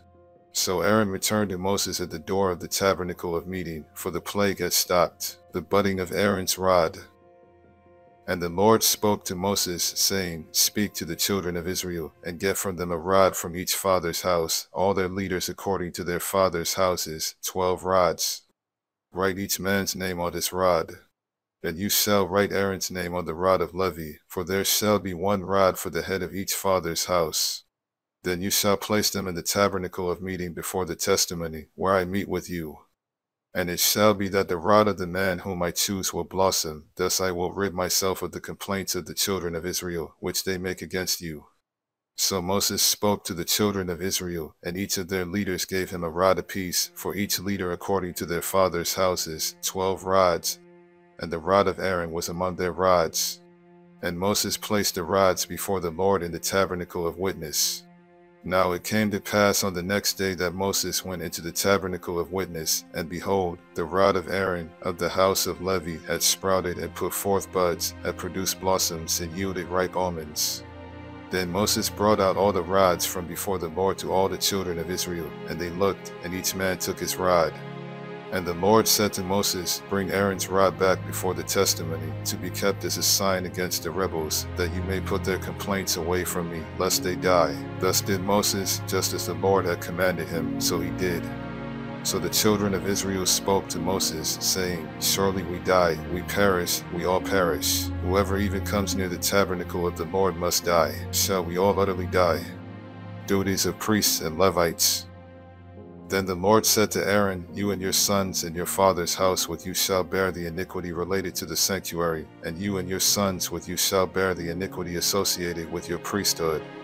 Also bring with you your brethren of the tribe of Levi, the tribe of your father, that they may be joined with you and serve you while you and your sons are with you before the tabernacle of witness. They shall attend to your needs and all the needs of the tabernacle, but they shall not come near the articles of the sanctuary and the altar, lest they die, they and you also. They shall be joined with you and attend to the needs of the tabernacle of meeting, for all the work of the tabernacle, but an outsider shall not come near you. And you shall attend to the duties of the sanctuary and the duties of the altar, that there may be no more wrath on the children of Israel. Behold, I myself have taken your brethren the Levites from among the children of Israel. They are a gift to you, given by the Lord, to do the work of the tabernacle of meeting. Therefore you and your sons with you shall attend to your priesthood for everything at the altar, and behind the veil, and you shall serve. I give your priesthood to you as a gift for service, but the outsider who comes near shall be put to death. Offerings for support of the priests. And the Lord spoke to Aaron, Here I myself have also given you charge of my heave offerings. All the holy gifts of the children of Israel, I have given them as a portion to you and your sons, as an ordinance forever. This shall be yours of the most holy things reserved from the fire, every offering of theirs, every grain offering and every sin offering and every trespass offering which they render to me, shall be most holy for you and your sons. In a most holy place you shall eat it, every male shall eat it, it shall be holy to you. This also is yours, the heave offering of their gift, with all the wave offerings of the children of Israel. I have given them to you, and your sons and daughters with you, as an ordinance forever. Everyone who is clean in your house may eat it. All the best of the oil, all the best of the new wine and the grain, their first fruits which they offer to the Lord, I have given them to you. Whatever first ripe fruit is in their land, which they bring to the Lord, shall be yours. Everyone who is clean in your house may eat it. Every devoted thing in Israel shall be yours. Everything that first opens the womb of all flesh, which they bring to the Lord, whether man or beast, shall be yours. Nevertheless, the firstborn of men you shall surely redeem, and the firstborn of unclean animals you shall redeem. And those redeemed of the devoted things you shall redeem when 1 month old, according to your valuation, for 5 shekels of silver, according to the shekel of the sanctuary, which is 20 gerahs. But the firstborn of a cow, the firstborn of a sheep, or the firstborn of a goat you shall not redeem, they are holy.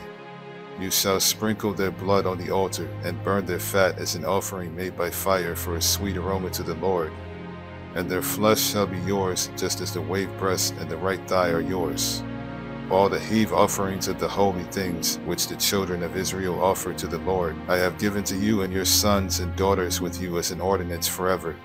It is a covenant of salt forever before the Lord with you and your descendants with you. Then the Lord said to Aaron, You shall have no inheritance in their land, nor shall you have any portion among them. I am your portion and your inheritance among the children of Israel. Tithes for support of the Levites. Behold, I have given the children of Levi all the tithes in Israel as an inheritance in return for the work which they perform, the work of the tabernacle of meeting. Hereafter the children of Israel shall not come near the tabernacle of meeting, lest they bear sin and die. But the Levites shall perform the work of the tabernacle of meeting, and they shall bear their iniquity. It shall be a statute forever throughout your generations, that among the children of Israel they shall have no inheritance. For the tithes of the children of Israel, which they offer up as a heave offering to the Lord, I have given to the Levites as an inheritance. Therefore I have said to them, Among the children of Israel they shall have no inheritance. The tithe of the Levites. Then the Lord spoke to Moses, saying, Speak thus to the Levites, and say to them, When you take from the children of Israel the tithes which I have given you from them as your inheritance, then you shall offer up a heave offering of it to the Lord, 1/10 of the tithe. And your heave offering shall be reckoned to you as though it were the grain of the threshing floor, and as the fullness of the winepress.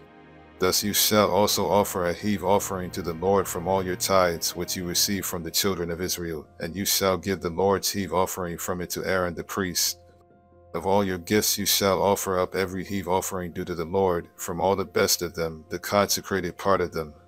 Therefore you shall say to them, When you have lifted up the best of it, then the rest shall be accounted to the Levites as the produce of the threshing floor, and as the produce of the winepress. You may eat it in any place, you and your households, for it is your reward for your work in the tabernacle of meeting. And you shall bear no sin because of it, when you have lifted up the best of it. But you shall not profane the holy gifts of the children of Israel, lest you die. Laws of purification. Now the Lord spoke to Moses and Aaron, saying, This is the ordinance of the law which the Lord has commanded, saying, Speak to the children of Israel, that they bring you a red heifer without blemish, in which there is no defect and on which a yoke has never come.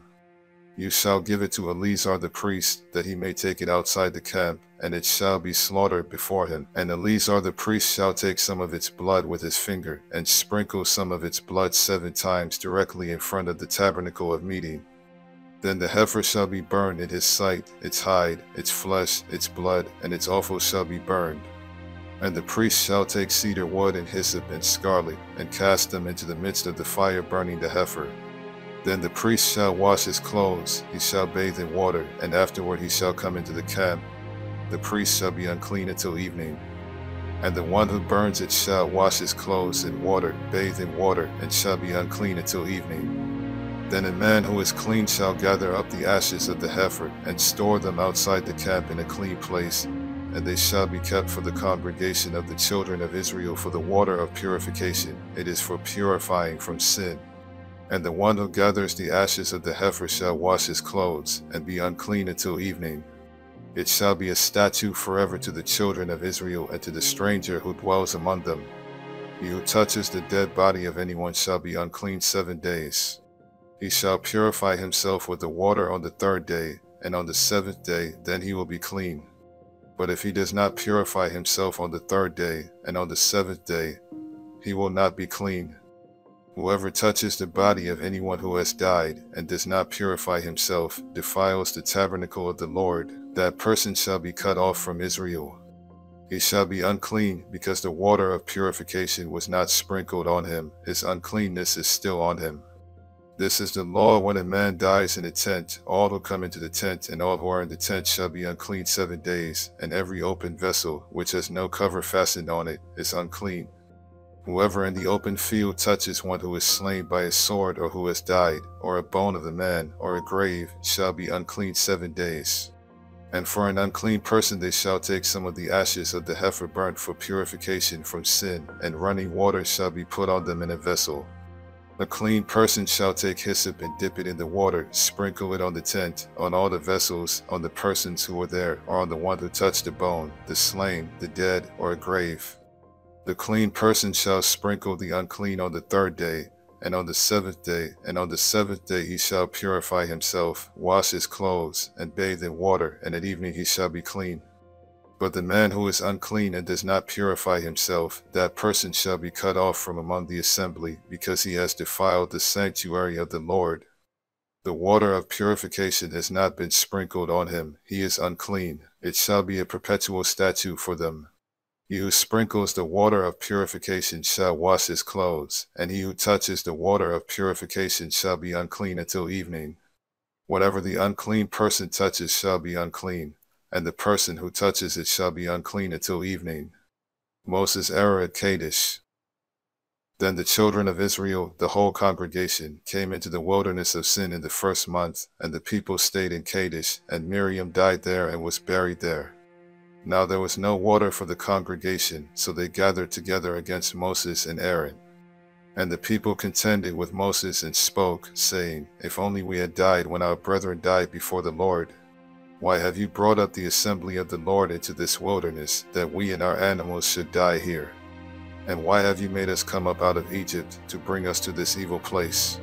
It is not a place of grain or figs or vines or pomegranates, nor is there any water to drink. So Moses and Aaron went from the presence of the assembly to the door of the tabernacle of meeting, and they fell on their faces. And the glory of the Lord appeared to them. Then the Lord spoke to Moses, saying, Take the rod, you and your brother Aaron gather the congregation together. Speak to the rock before their eyes, and it will yield its water. Thus you shall bring water for them out of the rock, and give drink to the congregation and their animals. So Moses took the rod from before the Lord as he commanded him. And Moses and Aaron gathered the assembly together before the rock, and he said to them, Hear now, you rebels, must we bring water for you out of this rock? Then Moses lifted his hand and struck the rock twice with his rod, and water came out abundantly, and the congregation and their animals drank. Then the Lord spoke to Moses and Aaron, Because you did not believe me, to hallow me in the eyes of the children of Israel, therefore you shall not bring this assembly into the land which I have given them. This was the water of Meribah, because the children of Israel contended with the Lord, and he was hallowed among them. Passage through Edom refused. Now Moses sent messengers from Kadesh to the king of Edom. Thus says your brother Israel, you know all the hardship that has befallen us, how our fathers went down to Egypt, and we dwelled in Egypt a long time, and the Egyptians afflicted us and our fathers. When we cried out to the Lord, he heard our voice and sent the angel and brought us up out of Egypt. Now here we are in Kadesh, a city on the edge of your border. Please let us pass through your country. We will not pass through fields or vineyards, nor will we drink water from wells. We will go along the king's highway. We will not turn aside to the right hand or to the left until we have passed through your territory. Then Edom said to him, you shall not pass through my land, lest I come out against you with the sword. So the children of Israel said to him, we will go by the highway, and if I or my livestock drink any of your water, then I will pay for it. Let me only pass through on foot, nothing more. Then he said, you shall not pass through. So Edom came out against them with many men and with a strong hand. Thus Edom refused to give Israel passage through his territory, so Israel turned away from him. Death of Aaron. Now the children of Israel, the whole congregation, journeyed from Kadesh and came to Mount Hor. And the Lord spoke to Moses and Aaron at Mount Hor by the border of the land of Edom, saying, Aaron shall be gathered to his people, for he shall not enter the land which I have given to the children of Israel, because he rebelled against my word at the water of Meribah. Take Aaron and Eleazar his son, and bring them up to Mount Hor, and strip Aaron of his garments, and put them on Eleazar his son, for Aaron shall be gathered to his people and die there. So Moses did just as the Lord commanded, and they went up to Mount Hor in the sight of all the congregation. Moses stripped Aaron of his garments and put them on Eleazar his son, and Aaron died there on the top of the mountain. Then Moses and Eleazar came down from the mountain. Now when all the congregation saw that Aaron was dead, all the house of Israel mourned for Aaron 30 days. Canaanites defeated at Hormah. The king of Arad, the Canaanite, who dwelled in the south, heard that Israel was coming on the road to Atharim. Then he fought against Israel and took some of them prisoners. So Israel made a vow to the Lord and said, if you will indeed deliver this people into my hand, then I will utterly destroy their cities. And the Lord listened to the voice of Israel and delivered up the Canaanites, and they utterly destroyed them and their cities. So the name of that place was called Hormah, the bronze serpent. Then they journeyed from Mount Hor by the way of the Red Sea to go around the land of Edom. And the soul of the people became very discouraged on the way. And the people spoke against God and against Moses. Why have you brought us up out of Egypt to die in the wilderness? For there is no food and no water, and our soul loathes this worthless bread. So the Lord sent fiery serpents among the people, and they bit the people, and many of the people of Israel died.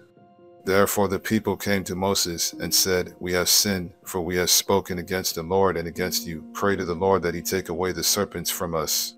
So Moses prayed for the people. Then the Lord said to Moses, make a fiery serpent, and set it on a pole, and it shall be that everyone who is bitten, when he looks at it, shall live. So Moses made a bronze serpent, and put it on a pole, and so it was, if a serpent had bitten anyone, when he looked at the bronze serpent, he lived. From Mount Hor to Moab. Now the children of Israel moved on and camped in Aboth, and they journeyed from Aboth and camped at Ai-Tabarim, in the wilderness which is east of Moab, toward the sunrise. From there they moved and camped in the valley of Serd. From there they moved and camped on the other side of the Arnon, which is in the wilderness that extends from the border of the Amorites, for the Arnon is the border of Moab, between Moab and the Amorites. Therefore it is said in the book of the wars of the Lord, Waheb and Sepha, the brooks of the Arnon, and the slope of the brooks, that reaches to the dwelling of Ar, and lies on the border of Moab.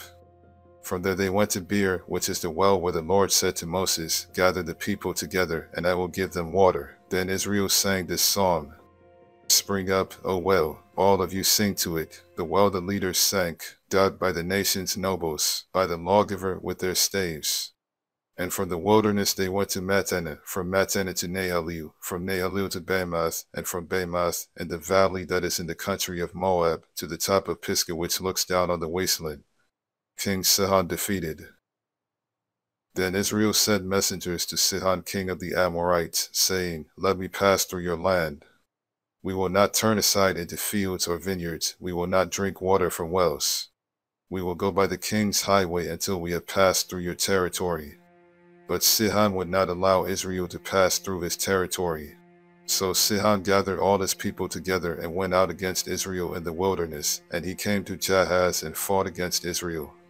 Then Israel defeated him with the edge of the sword, and took possession of his land from the Arnon to the Jabbok, as far as the people of Ammon, for the border of the people of Ammon was fortified. So Israel took all these cities, and Israel dwelt in all the cities of the Amorites, in Heshbon and in all its villages. For Heshbon was the city of Sihon king of the Amorites, who had fought against the former king of Moab, and had taken all his land from his hand as far as the Arnon. Therefore those who speak in Proverbs say, Come to Heshbon, let it be built, let the city of Sihon be repaired. For fire went out from Heshbon, a flame from the city of Sihon. It consumed Ar of Moab, the lords of the heights of the Arnon. Woe to you, Moab! You have perished, O people of Chemosh. He has given his sons as fugitives, and his daughters into captivity, to Sihon king of the Amorites. But we have shot at them. Heshbon has perished as far as Dibon. Then we laid waste as far as Napha, which reaches to Medeba. Thus Israel dwelt in the land of the Amorites. Then Moses sent to spy out Jazer, and they took its villages and drove out the Amorites who were there. King Og defeated. And they turned and went up by the way to Bashan. So Og king of Bashan went out against them, he and all his people, to battle at Edrei. Then the Lord said to Moses, Do not fear him, for I have delivered him into your hand, with all his people and his land, and you shall do to him as you did to Sihon king of the Amorites, who dwelt at Heshbon. So they defeated him, his sons, and all his people, until there was no survivor left him, and they took possession of his land. Balak sends for Balaam. Then the children of Israel moved, and camped in the plains of Moab on the side of the Jordan across from Jericho. Now Balak the son of Zippor saw all that Israel had done to the Amorites, and Moab was exceedingly afraid of the people because they were many, and Moab was sick with dread because of the children of Israel. So Moab said to the elders of Midian, Now this company will lick up everything around us, as an ox licks up the grass of the field. And Balak the son of Zippor was king of the Moabites at that time.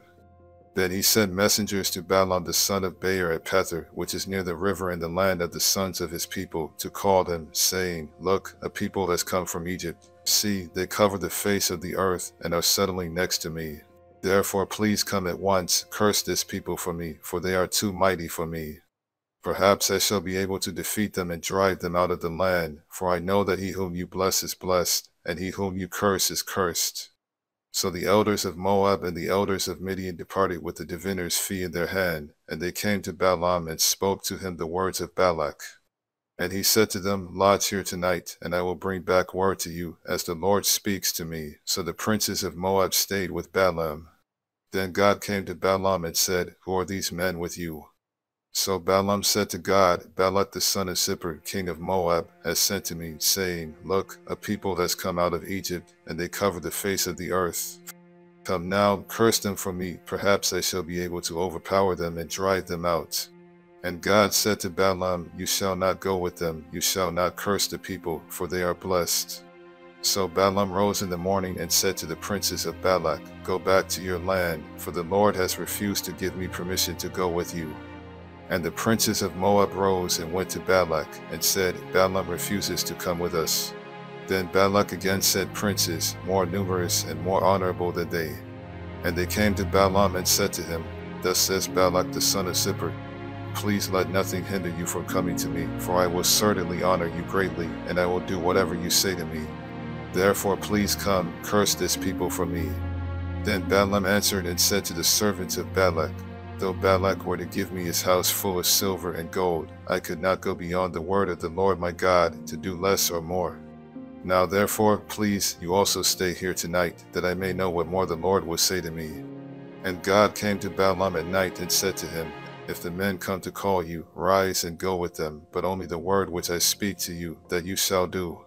So Balaam rose in the morning, saddled his donkey, and went with the princes of Moab. Balaam, the donkey, and the angel. Then God's anger was aroused because he went, and the angel of the Lord took his stand in the way as an adversary against him. And he was riding on his donkey, and his 2 servants were with him. Now the donkey saw the angel of the Lord standing in the way with his drawn sword in his hand, and the donkey turned aside out of the way, and went into the field. So Balaam struck the donkey to turn her back onto the road. Then the angel of the Lord stood in a narrow path between the vineyards, with a wall on this side and a wall on that side. And when the donkey saw the angel of the Lord, she pushed herself against the wall, and crushed Balaam's foot against the wall, so he struck her again. Then the angel of the Lord went further, and stood in a narrow place where there was no way to turn either to the right hand or to the left. And when the donkey saw the angel of the Lord, she lay down under Balaam, so Balaam's anger was aroused, and he struck the donkey with his staff. Then the Lord opened the mouth of the donkey, and she said to Balaam, "What have I done to you, that you have struck me these 3 times? And Balaam said to the donkey, "Because you have abused me, I wish there were a sword in my hand, for now I would kill you." So the donkey said to Balaam, "Am I not your donkey on which you have ridden, ever since I became yours to this day? Was I ever disposed to do this to you?" And he said, "No." Then the Lord opened Balaam's eyes, and he saw the angel of the Lord standing in the way with his drawn sword in his hand, and he bowed his head and fell flat on his face. And the angel of the Lord said to him, "Why have you struck your donkey these 3 times? Behold, I have come out to stand against you, because your way is perverse before me. The donkey saw me and turned aside from me these 3 times. If she had not turned aside from me, surely I would also have killed you by now, and let her live." And Balaam said to the angel of the Lord, "I have sinned, for I did not know you stood in the way against me. Now therefore, if it displeases you, I will turn back." Then the angel of the Lord said to Balaam, "Go with the men, but only the word that I speak to you, that you shall speak." So Balaam went with the princes of Balak. Now when Balak heard that Balaam was coming, he went out to meet him at the city of Moab, which is on the border at the Arnon, the boundary of the territory. Then Balak said to Balaam, "Did I not earnestly send to you, calling for you? Why did you not come to me? Am I not able to honor you?" And Balaam said to Balak, "Look, I have come to you. Now have I any power at all to say anything? The word that God puts in my mouth, that I must speak." So Balaam went with Balak, and they came to Kirjath-Huzoth. Then Balak offered oxen and sheep, and he sent some to Balaam and to the princes who were with him. Balaam's first prophecy. So it was the next day that Balak took Balaam and brought him up to the high places of Baal, that from there he might observe the extent of the people. The prophecies of Balaam.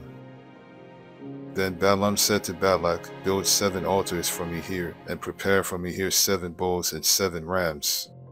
And Balak did just as Balaam had spoken, and Balak and Balaam offered a bull and a ram on each altar. Then Balaam said to Balak, "Stand by your burnt offering, and I will go. Perhaps the Lord will come to meet me, and whatever he shows me I will tell you." So he went to a desolate height. And God met Balaam, and he said to him, "I have prepared the 7 altars, and I have offered on each altar a bull and a ram." Then the Lord put a word in Balaam's mouth, and said, "Return to Balak, and thus you shall speak." So he returned to him, and there he was, standing by his burnt offering, he and all the princes of Moab. And he took up his oracle and said, "Balak the king of Moab has brought me from Aram, from the mountains of the east. Come, curse Jacob for me, and come, denounce Israel. How shall I curse whom God has not cursed? And how shall I denounce whom the Lord has not denounced? For from the top of the rocks I see him, and from the hills I behold him.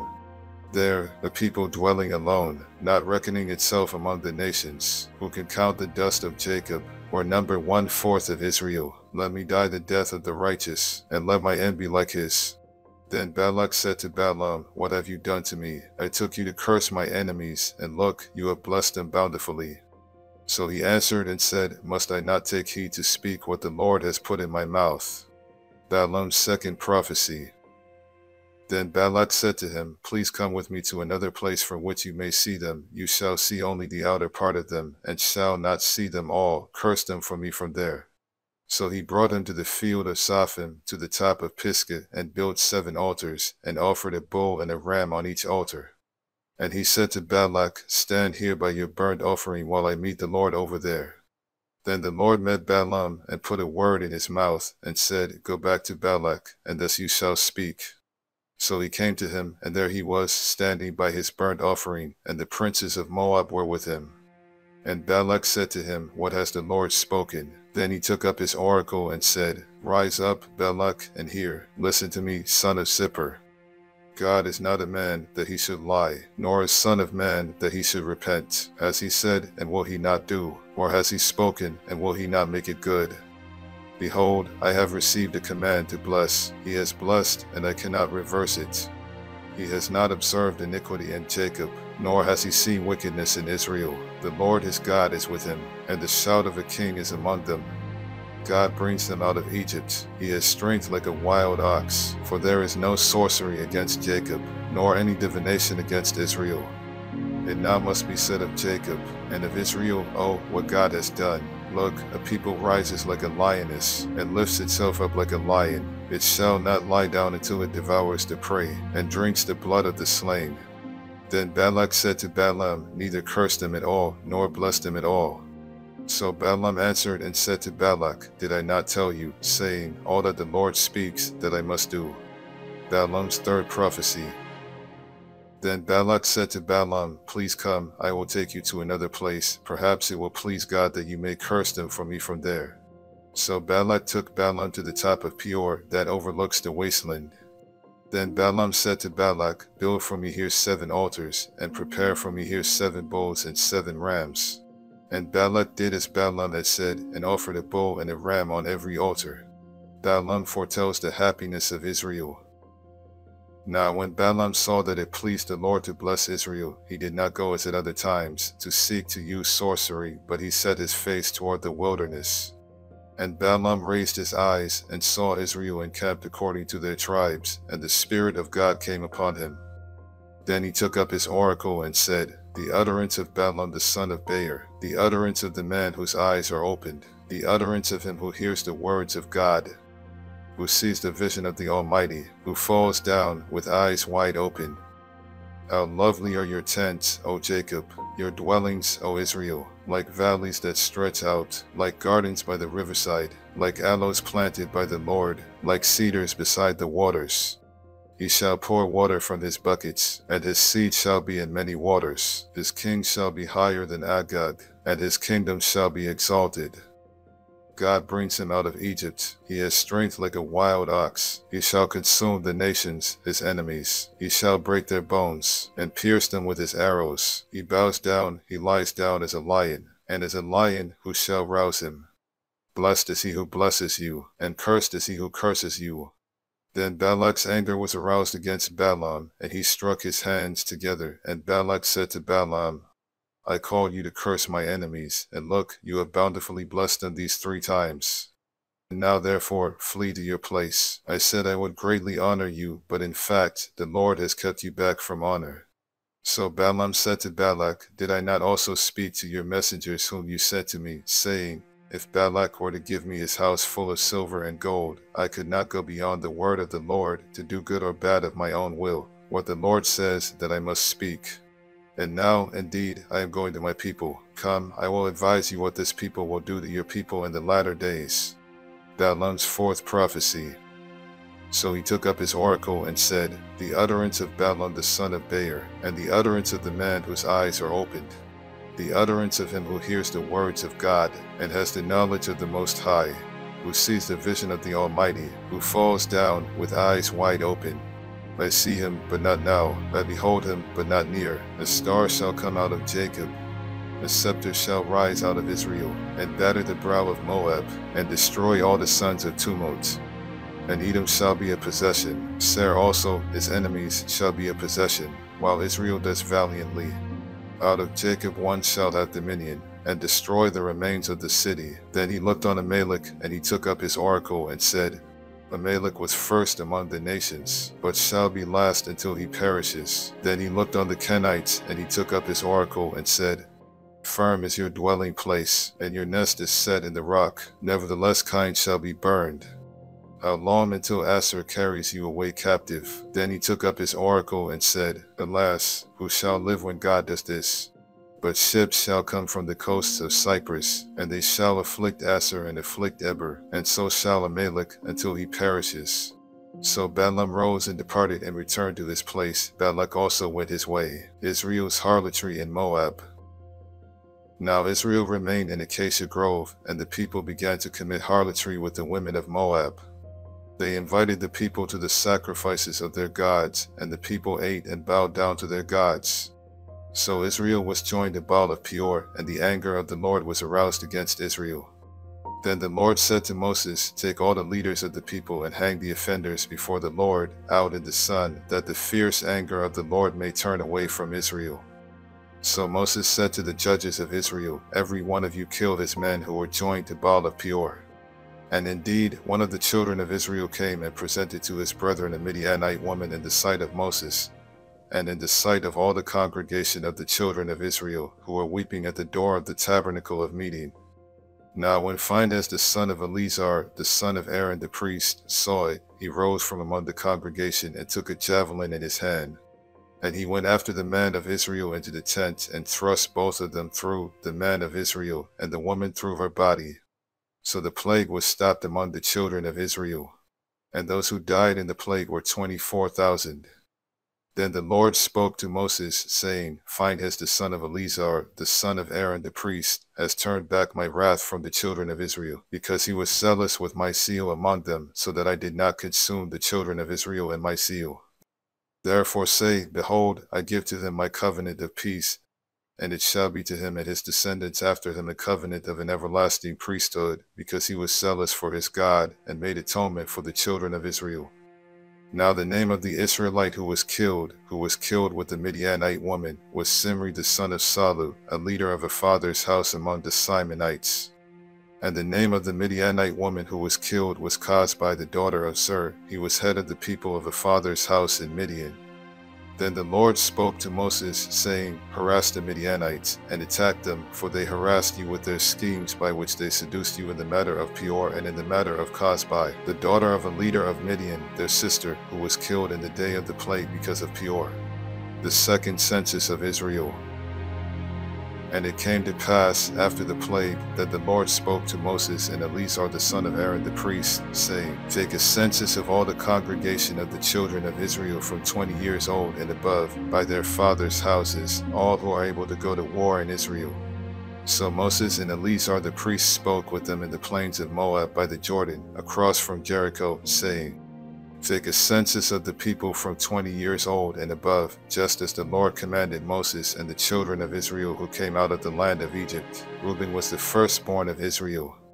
The children of Reuben were of Hanok, the family of the Hanachites, of Palu, the family of the Paluites, of Hezron, the family of the Hezronites, of Carmi, the family of the Carmites.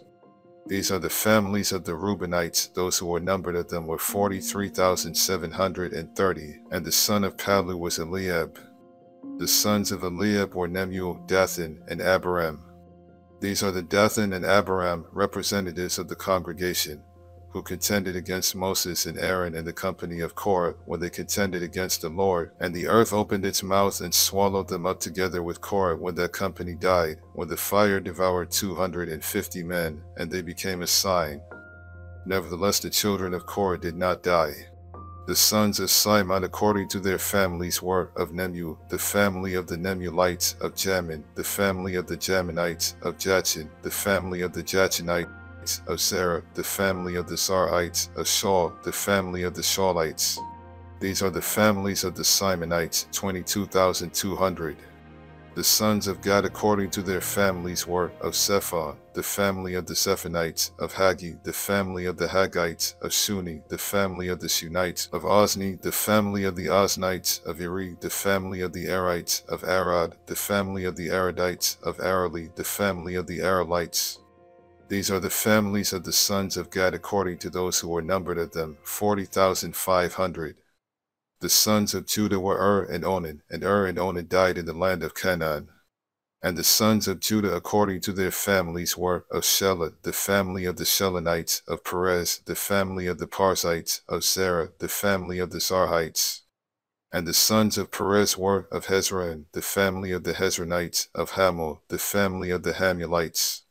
These are the families of Judah according to those who were numbered of them, 76,500. The sons of Issachar according to their families were, of Tola, the family of the Tolates, of Pua, the family of the Punites, of Jashub, the family of the Jashubites, of Shimron, the family of the Shimronites. These are the families of Issachar according to those who were numbered of them, 64,300. The sons of Zebulun according to their families were, of Serd, the family of the Sardites, of Elon, the family of the Elonites, of Jaleel, the family of the Jalelites. These are the families of the Zebulunites according to those who were numbered of them, 60,500. The sons of Joseph according to their families, by Manasseh and Ephraim, were the sons of Manasseh, of Machir, the family of the Machirites, and Machir begot Gilead, of Gilead, the family of the Gileadites. These are the sons of Gilead, of Jezer, the family of the Jezrites, of Helek, the family of the Helekites, of Israel, the family of the Israelites, of Shechem, the family of the Shechemites, of Shemida, the family of the Shemidites, of Hefer, the family of the Heferites. Now Zelophehad the son of Hefer had no sons, but daughters, and the names of the daughters of Zelophehad were Mahlah, Noah, Hoglah, Milcah, and Tirzah. These are the families of Manasseh, and those who were numbered of them were 52,700.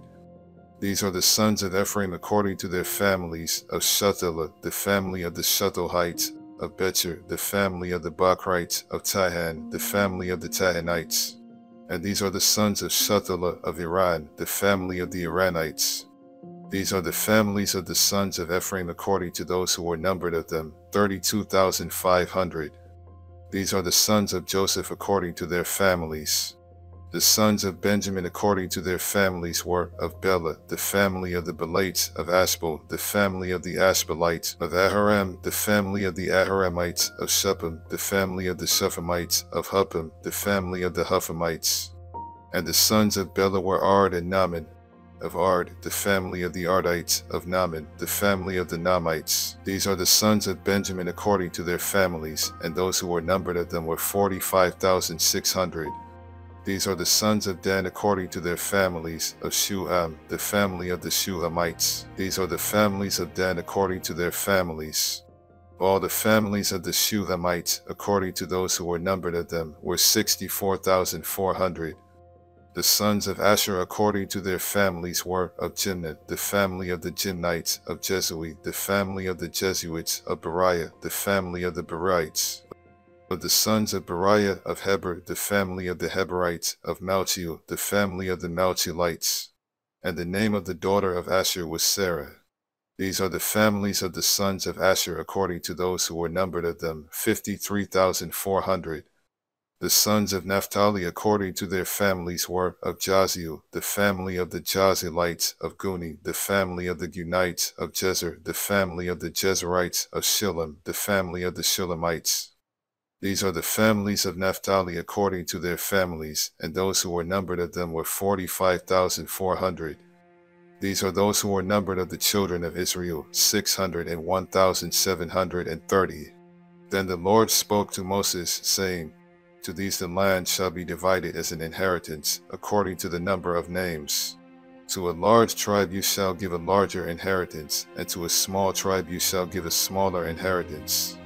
Each shall be given its inheritance according to those who are numbered of them. But the land shall be divided by lot, they shall inherit according to the names of the tribes of their fathers. According to the lot their inheritance shall be divided between the larger and the smaller. And these are those who are numbered of the Levites according to their families, of Jershon, the family of the Gershonites, of Kohath, the family of the Kohathites, of Merari, the family of the Merarites. These are the families of the Levites, the family of the Libnites, the family of the Hebronites, the family of the Malites, the family of the Mushites, and the family of the Korathites. And Kohath begot Amram. The name of Amram's wife was Jocheb, the daughter of Levi, who was born to Levi in Egypt, and to Amram she bore Aaron and Moses and their sister Miriam. To Aaron were born Nadab and Abihu, Eleazar and Ithamar. And Nadab and Abihu died when they offered profane fire before the Lord. Now those who were numbered of them were 23,000, every male from a month old and above, for they were not numbered among the other children of Israel, because there was no inheritance given to them among the children of Israel. These are those who were numbered by Moses and Eleazar the priest, who numbered the children of Israel in the plains of Moab by the Jordan, across from Jericho. But among these there was not a man of those who were numbered by Moses and Aaron the priest when they numbered the children of Israel in the wilderness of Sinai. For the Lord had said of them, they shall surely die in the wilderness. So there was not left a man of them, except Caleb the son of Jephunneh, and Joshua the son of Nun, inheritance laws.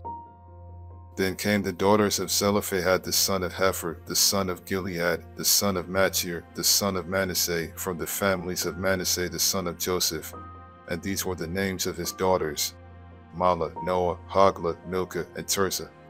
And they stood before Moses, before Eleazar the priest, and before the leaders and all the congregation, by the doorway of the tabernacle of meeting, saying, Our father died in the wilderness, but he was not in the company of those who gathered together against the Lord, in company with Korah, but he died in his own sin, and he had no sons.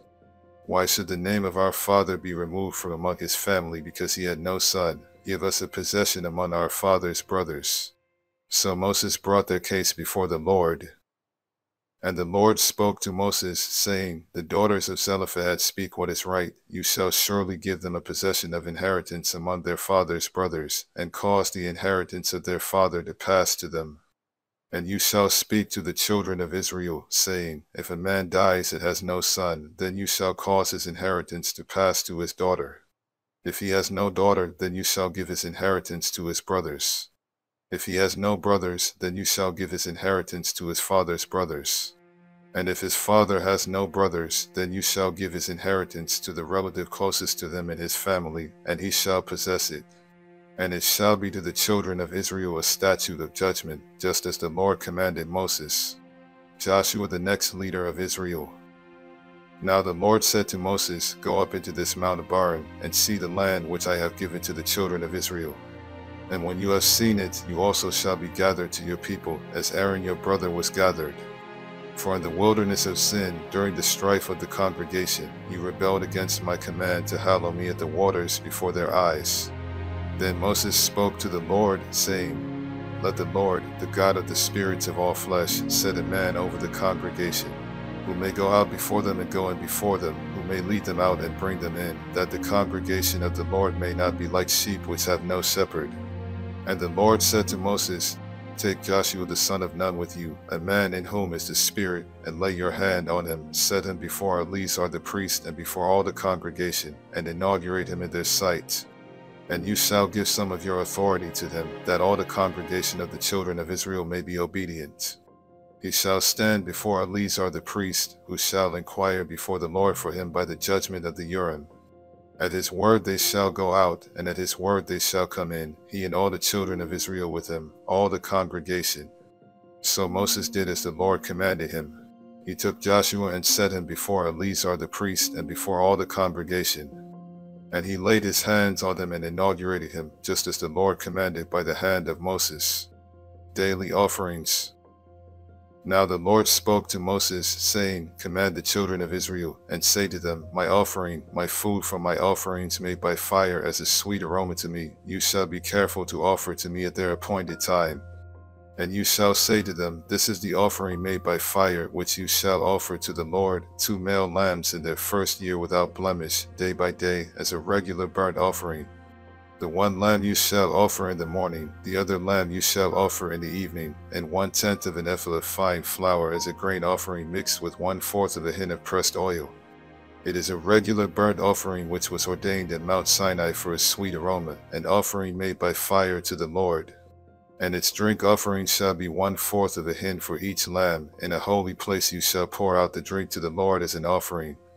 The other lamb you shall offer in the evening, as the morning grain offering, and its drink offering, you shall offer it as an offering made by fire, a sweet aroma to the Lord. Sabbath offerings. And on the Sabbath day 2 lambs in their first year, without blemish, and 2/10 of an ephah of fine flour as a grain offering, mixed with oil, with its drink offering. This is the burnt offering for every Sabbath, besides the regular burnt offering with its drink offering. Monthly offerings. At the beginnings of your months you shall present a burnt offering to the Lord, 2 young bulls, 1 ram, and 7 lambs in their first year, without blemish, 3/10 of an ephah of fine flour as a grain offering, mixed with oil, for each bull. 2/10 of an ephah of fine flour as a grain offering mixed with oil for the one ram, and 1/10 of an ephah of fine flour mixed with oil as a grain offering for each lamb, as a burnt offering of sweet aroma, an offering made by fire to the Lord. Their drink offering shall be half a hin of wine for a bull, 1/3 of a hin for a ram, and 1/4 of a hin for a lamb. This is the burnt offering for each month throughout the months of the year. Also 1 kid of the goats as a sin offering to the Lord shall be offered, besides the regular burnt offering and its drink offering. Offerings at Passover. On the 14th day of the first month is the Passover of the Lord, and on the 15th day of this month is the feast. Unleavened bread shall be eaten for 7 days. On the first day you shall have a holy convocation. You shall do no customary work. Then you shall present an offering made by fire as a burnt offering to the Lord, 2 young bulls, 1 ram, and 7 lambs in their first year. Be sure they are without blemish. Their grain offering shall be of fine flour mixed with oil. 3/10 of an ephah you shall offer for a bull, and 2/10 for a ram. You shall offer 1/10 of an ephah for each of the 7 lambs. Also 1 goat as a sin offering to make atonement for you. You shall offer these besides the burnt offering of the morning, which is for a regular burnt offering. In this manner you shall offer the food of the offering made by fire daily for 7 days, as a sweet aroma to the Lord. It shall be offered besides the regular burnt offering and its drink offering. And on the 7th day you shall have a holy convocation. You shall do no customary work. Offerings at the Feast of Weeks.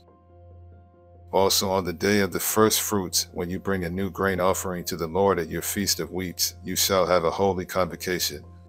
You shall do no customary work. You shall present a burnt offering as a sweet aroma to the Lord, 2 young bulls, 1 ram, and 7 lambs in their first year, with their grain offering of fine flour mixed with oil. 3/10 of an ephah for each bull, 2/10 for the 1 ram, and 1/10 for each of the 7 lambs.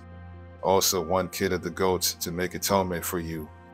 Be sure they are without blemish. You shall present them with their drink offerings, besides the regular burnt offering with its grain offering. Offerings at the Feast of Trumpets. And in the 7th month, on the first day of the month, you shall have a holy convocation. You shall do no customary work, for you it is a day of blowing the trumpets. You shall offer a burnt offering as a sweet aroma to the Lord, 1 young bull, 1 ram, and 7 lambs in their first year, without blemish. Their grain offering shall be fine flour mixed with oil, 3/10 of an ephah for the bull, 2/10 for the ram, and 1/10 for each of the 7 lambs. Also 1 kid of the goats as a sin offering to make atonement for you. Besides the burnt offering with its grain offering for the new moon, the regular burnt offering with its grain offering, and their drink offerings, according to their ordinance, as a sweet aroma, an offering made by fire to the Lord. Offerings on the Day of Atonement. On the 10th day of this 7th month you shall have a holy convocation. You shall your souls, you shall not do any work. You shall present a burnt offering to the Lord as a sweet aroma, 1 young bull, 1 ram, and 7 lambs in their first year. Be sure they are without blemish. Their grain offering shall be of fine flour mixed with oil, 3/10 of an ephah for the bull, 2/10 for the 1 ram, and 1/10 for each of the 7 lambs. Also 1 kid of the goats as a sin offering, besides the sin offering for atonement, the regular burnt offering with its grain offering, and their drink offerings. Offerings at the Feast of Tabernacles. On the 15th day of the 7th month you shall have a holy convocation. You shall do no customary work, and you shall keep a feast to the Lord 7 days. You shall present a burnt offering, an offering made by fire as a sweet aroma to the Lord, 13 young bulls, 2 rams, and 14 lambs in their first year. They shall be without blemish. Their grain offering shall be of fine flour mixed with oil, 3/10 of an ephah for each of the 13 bulls, 2/10 for each of the 2 rams, and 1/10 for each of the 14 lambs. Also 1 kid of the goats as a sin offering, besides the regular burnt offering, its grain offering, and its drink offering. On the 2nd day present 12 young bulls, 2 rams, 14 lambs in their first year without blemish, and their grain offering and their drink offerings for the bulls, for the rams, and for the lambs by their number according to the ordinance. Also 1 kid of the goats as a sin offering, besides the regular burnt offering with its grain offering, and their drink offerings. On the third day present 11 bulls, 2 rams, 14 lambs in their first year without blemish, and their grain offering and their drink offerings for the bulls, for the rams, and for the lambs by their number according to the ordinance. Also 1 goat as a sin offering, besides the regular burnt offering, its grain offering, and its drink offering. On the fourth day present 10 bulls, 2 rams, and 14 lambs in their first year, without blemish, and their grain offering and their drink offerings for the bulls, for the rams, and for the lambs by their number according to the ordinance. Also 1 kid of the goats as a sin offering, besides the regular burnt offering, its grain offering, and its drink offering. On the fifth day present 9 bulls, 2 rams, and 14 lambs in their first year without blemish, and their grain offering and their drink offerings for the bulls, for the rams, and for the lambs by their number according to the ordinance. Also 1 goat as a sin offering, besides the regular burnt offering, its grain offering, and its drink offering. On the sixth day present 8 bulls, 2 rams, and 14 lambs in their first year without blemish, and their grain offering and their drink offerings for the bulls, for the rams, and for the lambs by their number according to the ordinance. Also 1 goat as a sin offering, besides the regular burnt offering, its grain offering, and its drink offering. On the seventh day present 7 bulls, 2 rams, and 14 lambs in their first year without blemish, and their grain offering and their drink offerings for the bulls, for the rams, and for the lambs by their number according to the ordinance. Also 1 goat as a sin offering, besides the regular burnt offering, its grain offering, and its drink offering. On the 8th day you shall have a sacred assembly. You shall do no customary work. You shall present a burnt offering, an offering made by fire as a sweet aroma to the Lord. 1 bull, 1 ram, 7 lambs in their first year without blemish, and their grain offering and their drink offerings for the bull, for the ram, and for the lambs by their number according to the ordinance. Also 1 goat as a sin offering, besides the regular burnt offering, its grain offering, and its drink offering. These you shall present to the Lord at your appointed feasts, as your burnt offerings and your grain offerings, as your drink offerings and your peace offerings. So Moses told the children of Israel everything, just as the Lord commanded Moses. The law concerning vows. Then Moses spoke to the heads of the tribes concerning the children of Israel, saying, This is the thing which the Lord has commanded. If a man makes a vow to the Lord, or swears an oath to bind himself by some agreement, he shall not break his word, he shall do according to all that proceeds out of his mouth. Or if a woman makes a vow to the Lord, and binds herself by some agreement while at her father's house in her youth, and her father hears her vow and the agreement by which she has bound herself, and her father holds his peace, then all her vows shall stand, and every agreement with which she has bound herself shall stand. But if her father overrules her on the day that he hears, then none of her vows nor her agreements by which she has bound herself shall stand, and the Lord will release her, because her father overruled her. If indeed she takes a husband, while bound by her vows or by a rash utterance from her lips by which she bound herself, and her husband hears it, and makes no response to her on the day that he hears, then her vows shall stand, and her agreements by which she bound herself shall stand. But if her husband overrules her on the day that he hears it, he shall make void her vow which she took and what she uttered with her lips, by which she bound herself, and the Lord will release her. Also any vow of a widow or a divorced woman, by which she has bound herself, shall stand against her. If she vowed in her husband's house, or bound herself by an agreement with an oath, and her husband heard it, and made no response to her and did not overrule her, then all her vows shall stand, and every agreement by which she bound herself shall stand. But if her husband truly made them void on the day he heard them, then whatever proceeded from her lips concerning her vows or concerning the agreement binding her, it shall not stand. Her husband has made them void, and the Lord will release her. Every vow and every binding oath to afflict her soul, her husband may confirm it, or her husband may make it void. Now if her husband makes no response whatever to her from day to day, then he confirms all her vows or all the agreements that bind her. He confirms them, because he made no response to her on the day that he heard them. But if he does make them void after he has heard them, then he shall bear her guilt. These are the statutes which the Lord commanded Moses, between a man and his wife, and between a father and his daughter in her youth in her father's house. Vengeance on the Midianites.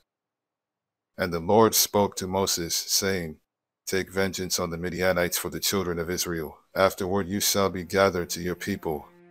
So Moses spoke to the people, saying, Arm some of yourselves for war, and let them go against the Midianites to take vengeance for the Lord on Midian.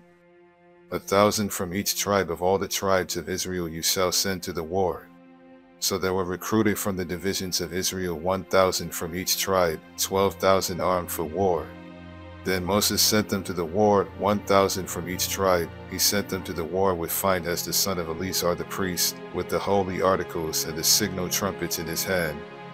And they warred against the Midianites, just as the Lord commanded Moses, and they killed all the males. They killed the kings of Midian with the rest of those who were killed, Evi, Rechem, Zur, Hur, and Rebath, the 5 kings of Midian. Dalon the son of Baer they also killed with the sword. And the children of Israel took the women of Midian captive with their little ones, and took as spoil all their cattle, all their flocks, and all their goods. They also burned with fire all the cities where they dwelt, and all their forts. And they took all the spoil and all the booty of man and beast, returned from the war. Then they brought the captives, the booty, and the spoil to Moses, to Eleazar the priest, and to the congregation of the children of Israel, to the camp in the plains of Moab by the Jordan, across from Jericho. And Moses, Eleazar the priest, and all the leaders of the congregation went to meet them outside the camp. But Moses was angry with the officers of the army, with the captains over thousands and captains over hundreds, who had come from the battle. And Moses said to them, Have you kept all the women alive? Look, these women caused the children of Israel, through the counsel of Balaam, to trespass against the Lord in the incident of Peor, and there was a plague among the congregation of the Lord. Now therefore kill every male among the little ones, and kill every woman who has known a man intimately. But keep alive for yourselves all the young girls who have not known a man intimately. And as for you, remain outside the camp 7 days. Whoever has killed any person, and whoever has touched any slain, purify yourselves and your captives on the 3rd day. And on the 7th day, purify every garment, everything made of leather, everything woven of goat's hair, and everything made of wood. Then Eleazar the priest said to the men of war who had gone to the battle, This is the ordinance of the law which the Lord commanded Moses.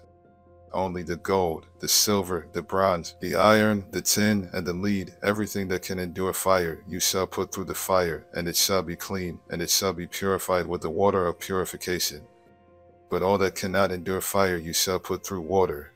And you shall wash your clothes on the 7th day, and be clean, and afterward you may come into the camp.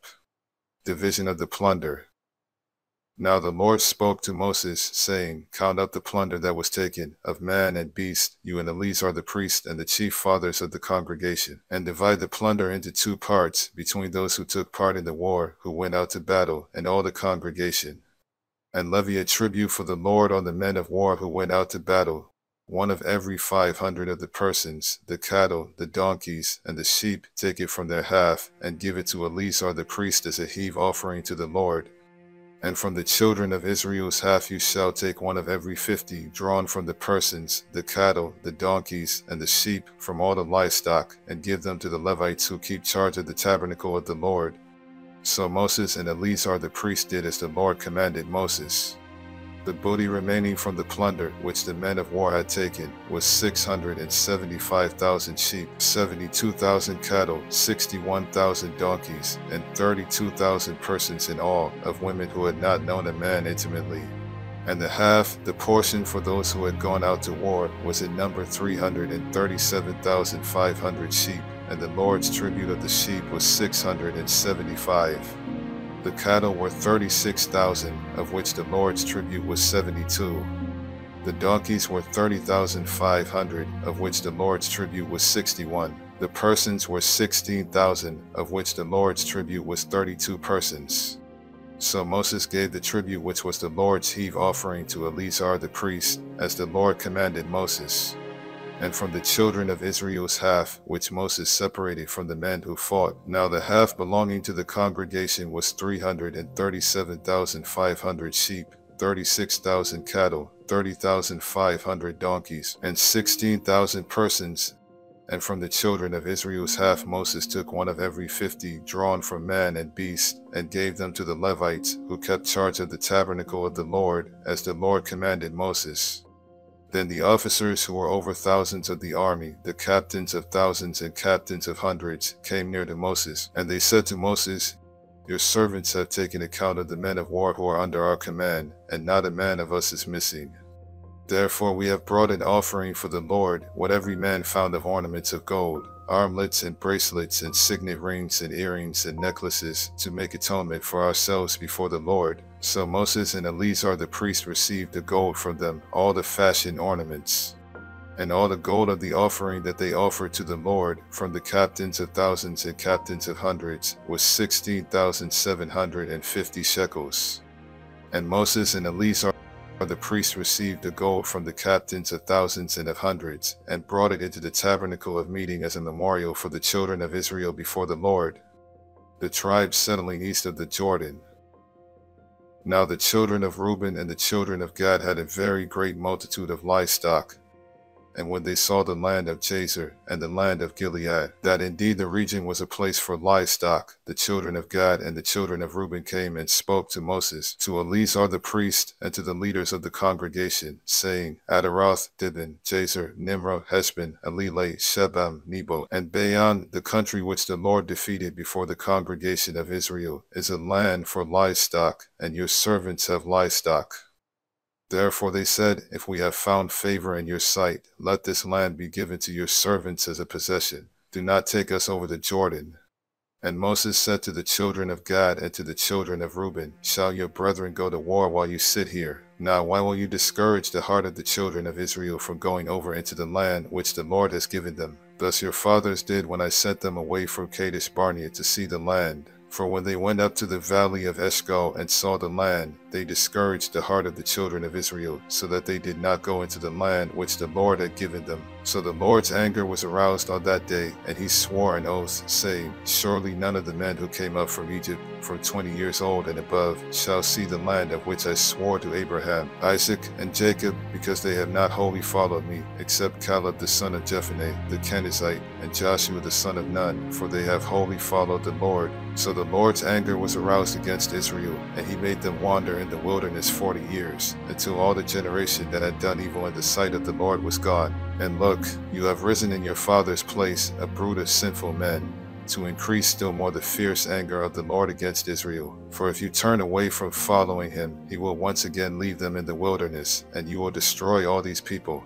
Then they came near to him and said, We will build sheepfolds here for our livestock, and cities for our little ones, but we ourselves will be armed, ready to go before the children of Israel until we have brought them to their place, and our little ones will dwell in the fortified cities because of the inhabitants of the land. We will not return to our homes until every one of the children of Israel has received his inheritance. For we will not inherit with them on the other side of the Jordan and beyond, because our inheritance has fallen to us on this eastern side of the Jordan. Then Moses said to them, If you do this thing, if you arm yourselves before the Lord for the war, and all your armed men cross over the Jordan before the Lord until he has driven out his enemies from before him, and the land is subdued before the Lord, then afterward you may return and be blameless before the Lord and before Israel, and this land shall be your possession before the Lord. But if you do not do so, then take note, you have sinned against the Lord, and be sure your sin will find you out. Build cities for your little ones and folds for your sheep, and do what has proceeded out of your mouth. And the children of Gad and the children of Reuben spoke to Moses, saying, Your servants will do as my Lord commands. Our little ones, our wives, our flocks, and all our livestock will be there in the cities of Gilead.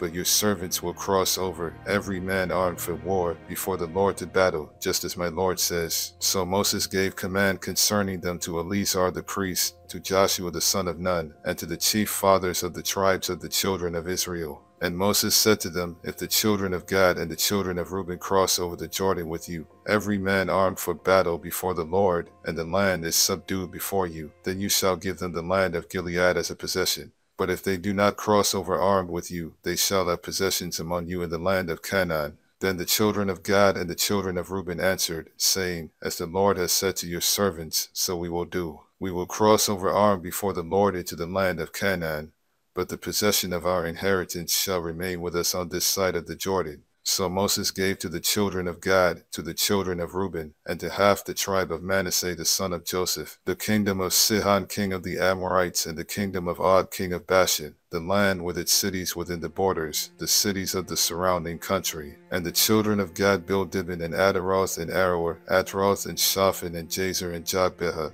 Beth Nimrah and Beth Haran, fortified cities, and folds for sheep. And the children of Reuben built Heshbon and Eleleh and Kirjataim, Nebo and Baal-meon and Shibma, and they gave other names to the cities which they built. And the children of Machir the son of Manasseh went to Gilead and took it, and dispossessed the Amorites who were in it. So Moses gave Gilead to Machir the son of Manasseh, and he dwelt in it. Also Jair the son of Manasseh went and took its small towns, and called them Havoth-Jair. Then Noba went and took Kenath and its villages, and he called it Noba, after his own name. Israel's journey from Egypt reviewed. These are the journeys of the children of Israel, who went out of the land of Egypt by their armies under the hand of Moses and Aaron. Now Moses wrote down the starting points of their journeys at the command of the Lord, and these are their journeys according to their starting points. They departed from Ramesses in the first month, on the 15th day of the first month. On the day after the Passover, the children of Israel went out with boldness in the sight of all the Egyptians. For the Egyptians were burying all their firstborn, whom the Lord had killed among them. Also on their gods the Lord had executed judgments.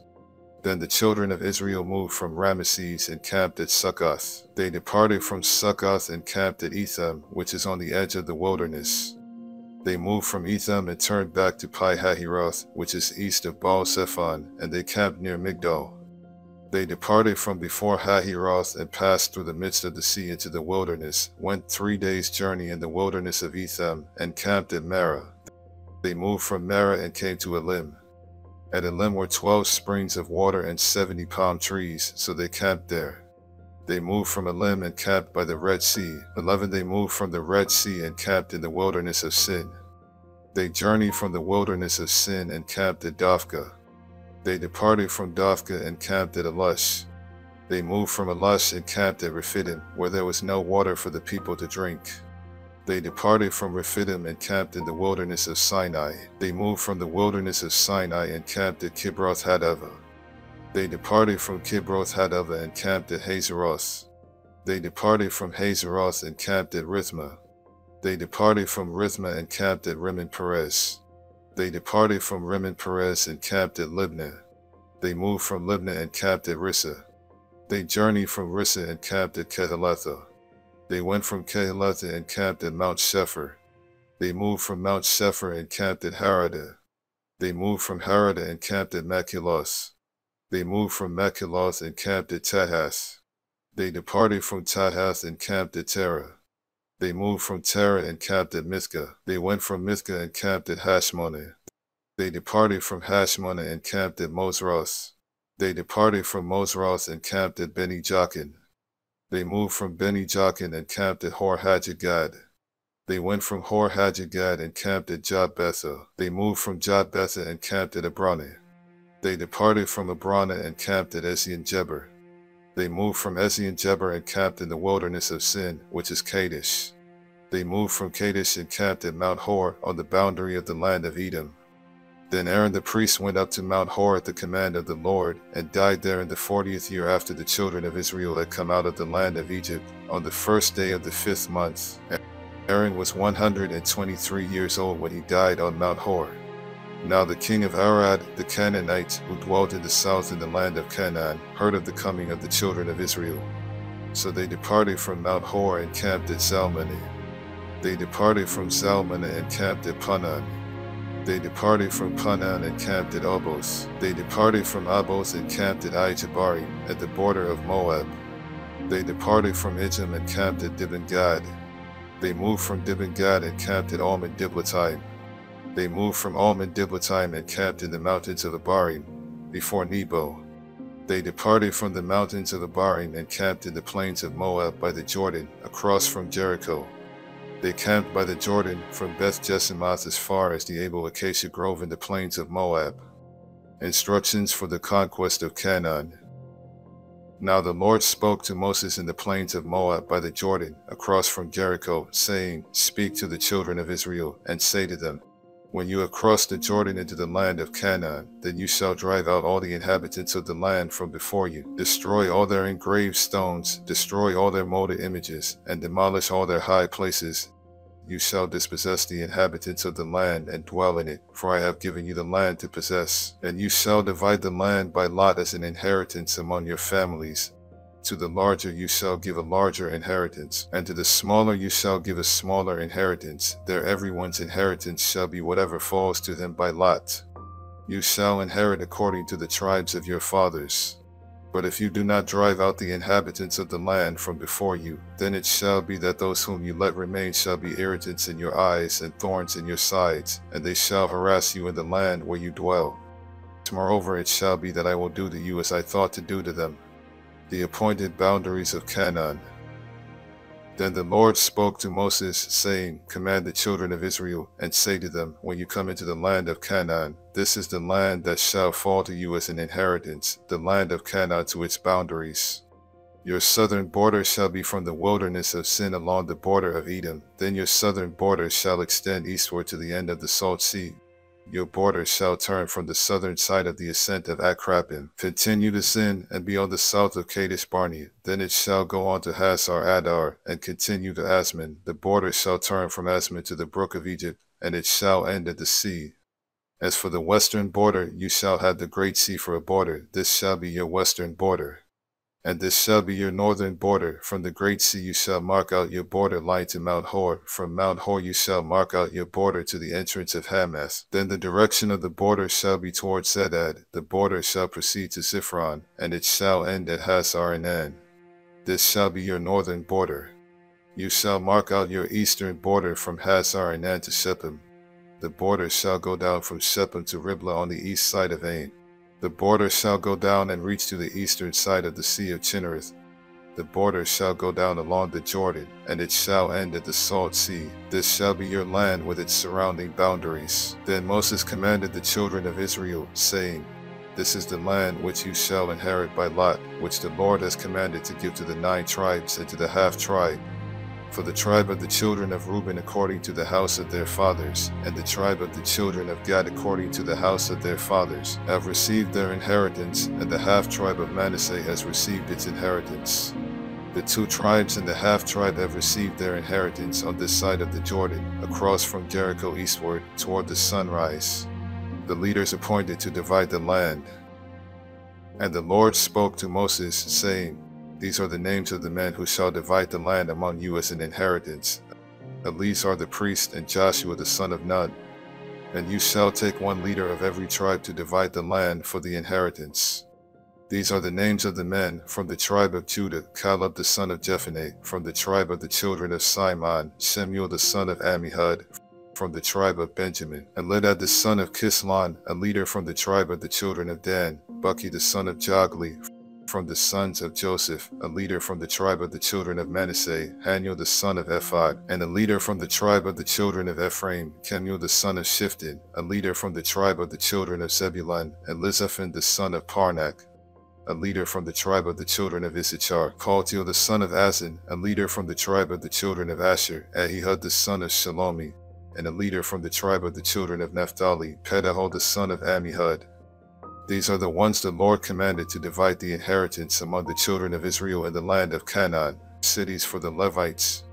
And the Lord spoke to Moses in the plains of Moab by the Jordan across from Jericho, saying, Command the children of Israel that they give the Levite cities to dwell in from the inheritance of their possession, and you shall also give the Levites common land around the cities.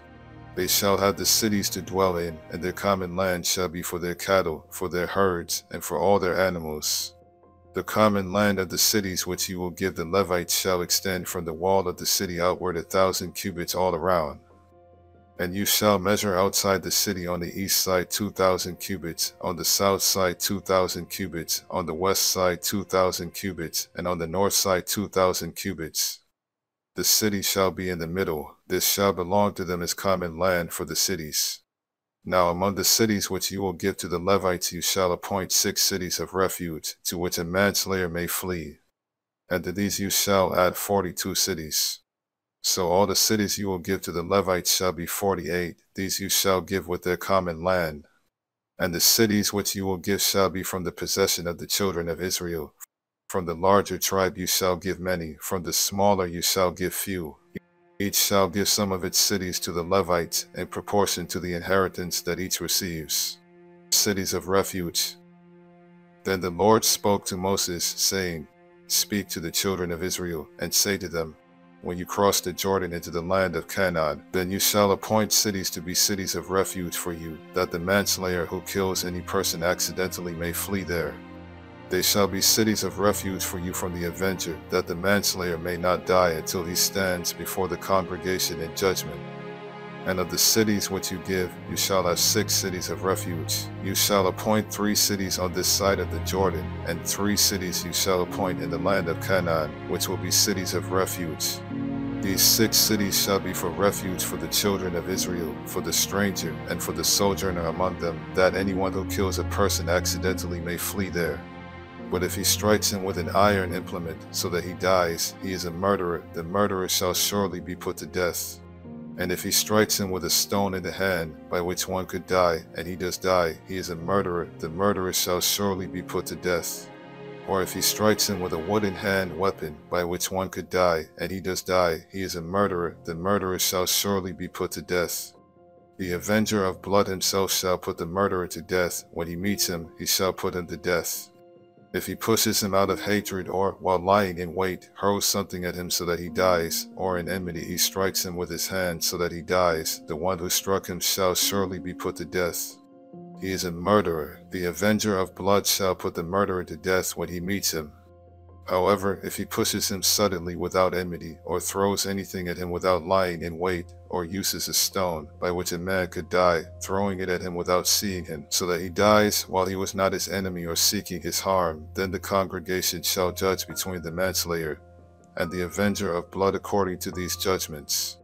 So the congregation shall deliver the manslayer from the hand of the avenger of blood, and the congregation shall return him to the city of refuge where he hath fled, and he shall remain there until the death of the high priest who was anointed with the holy oil.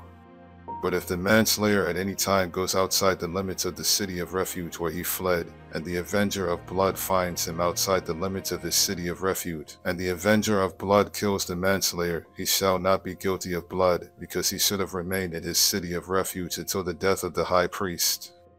But after the death of the high priest, the manslayer may return to the land of his possession.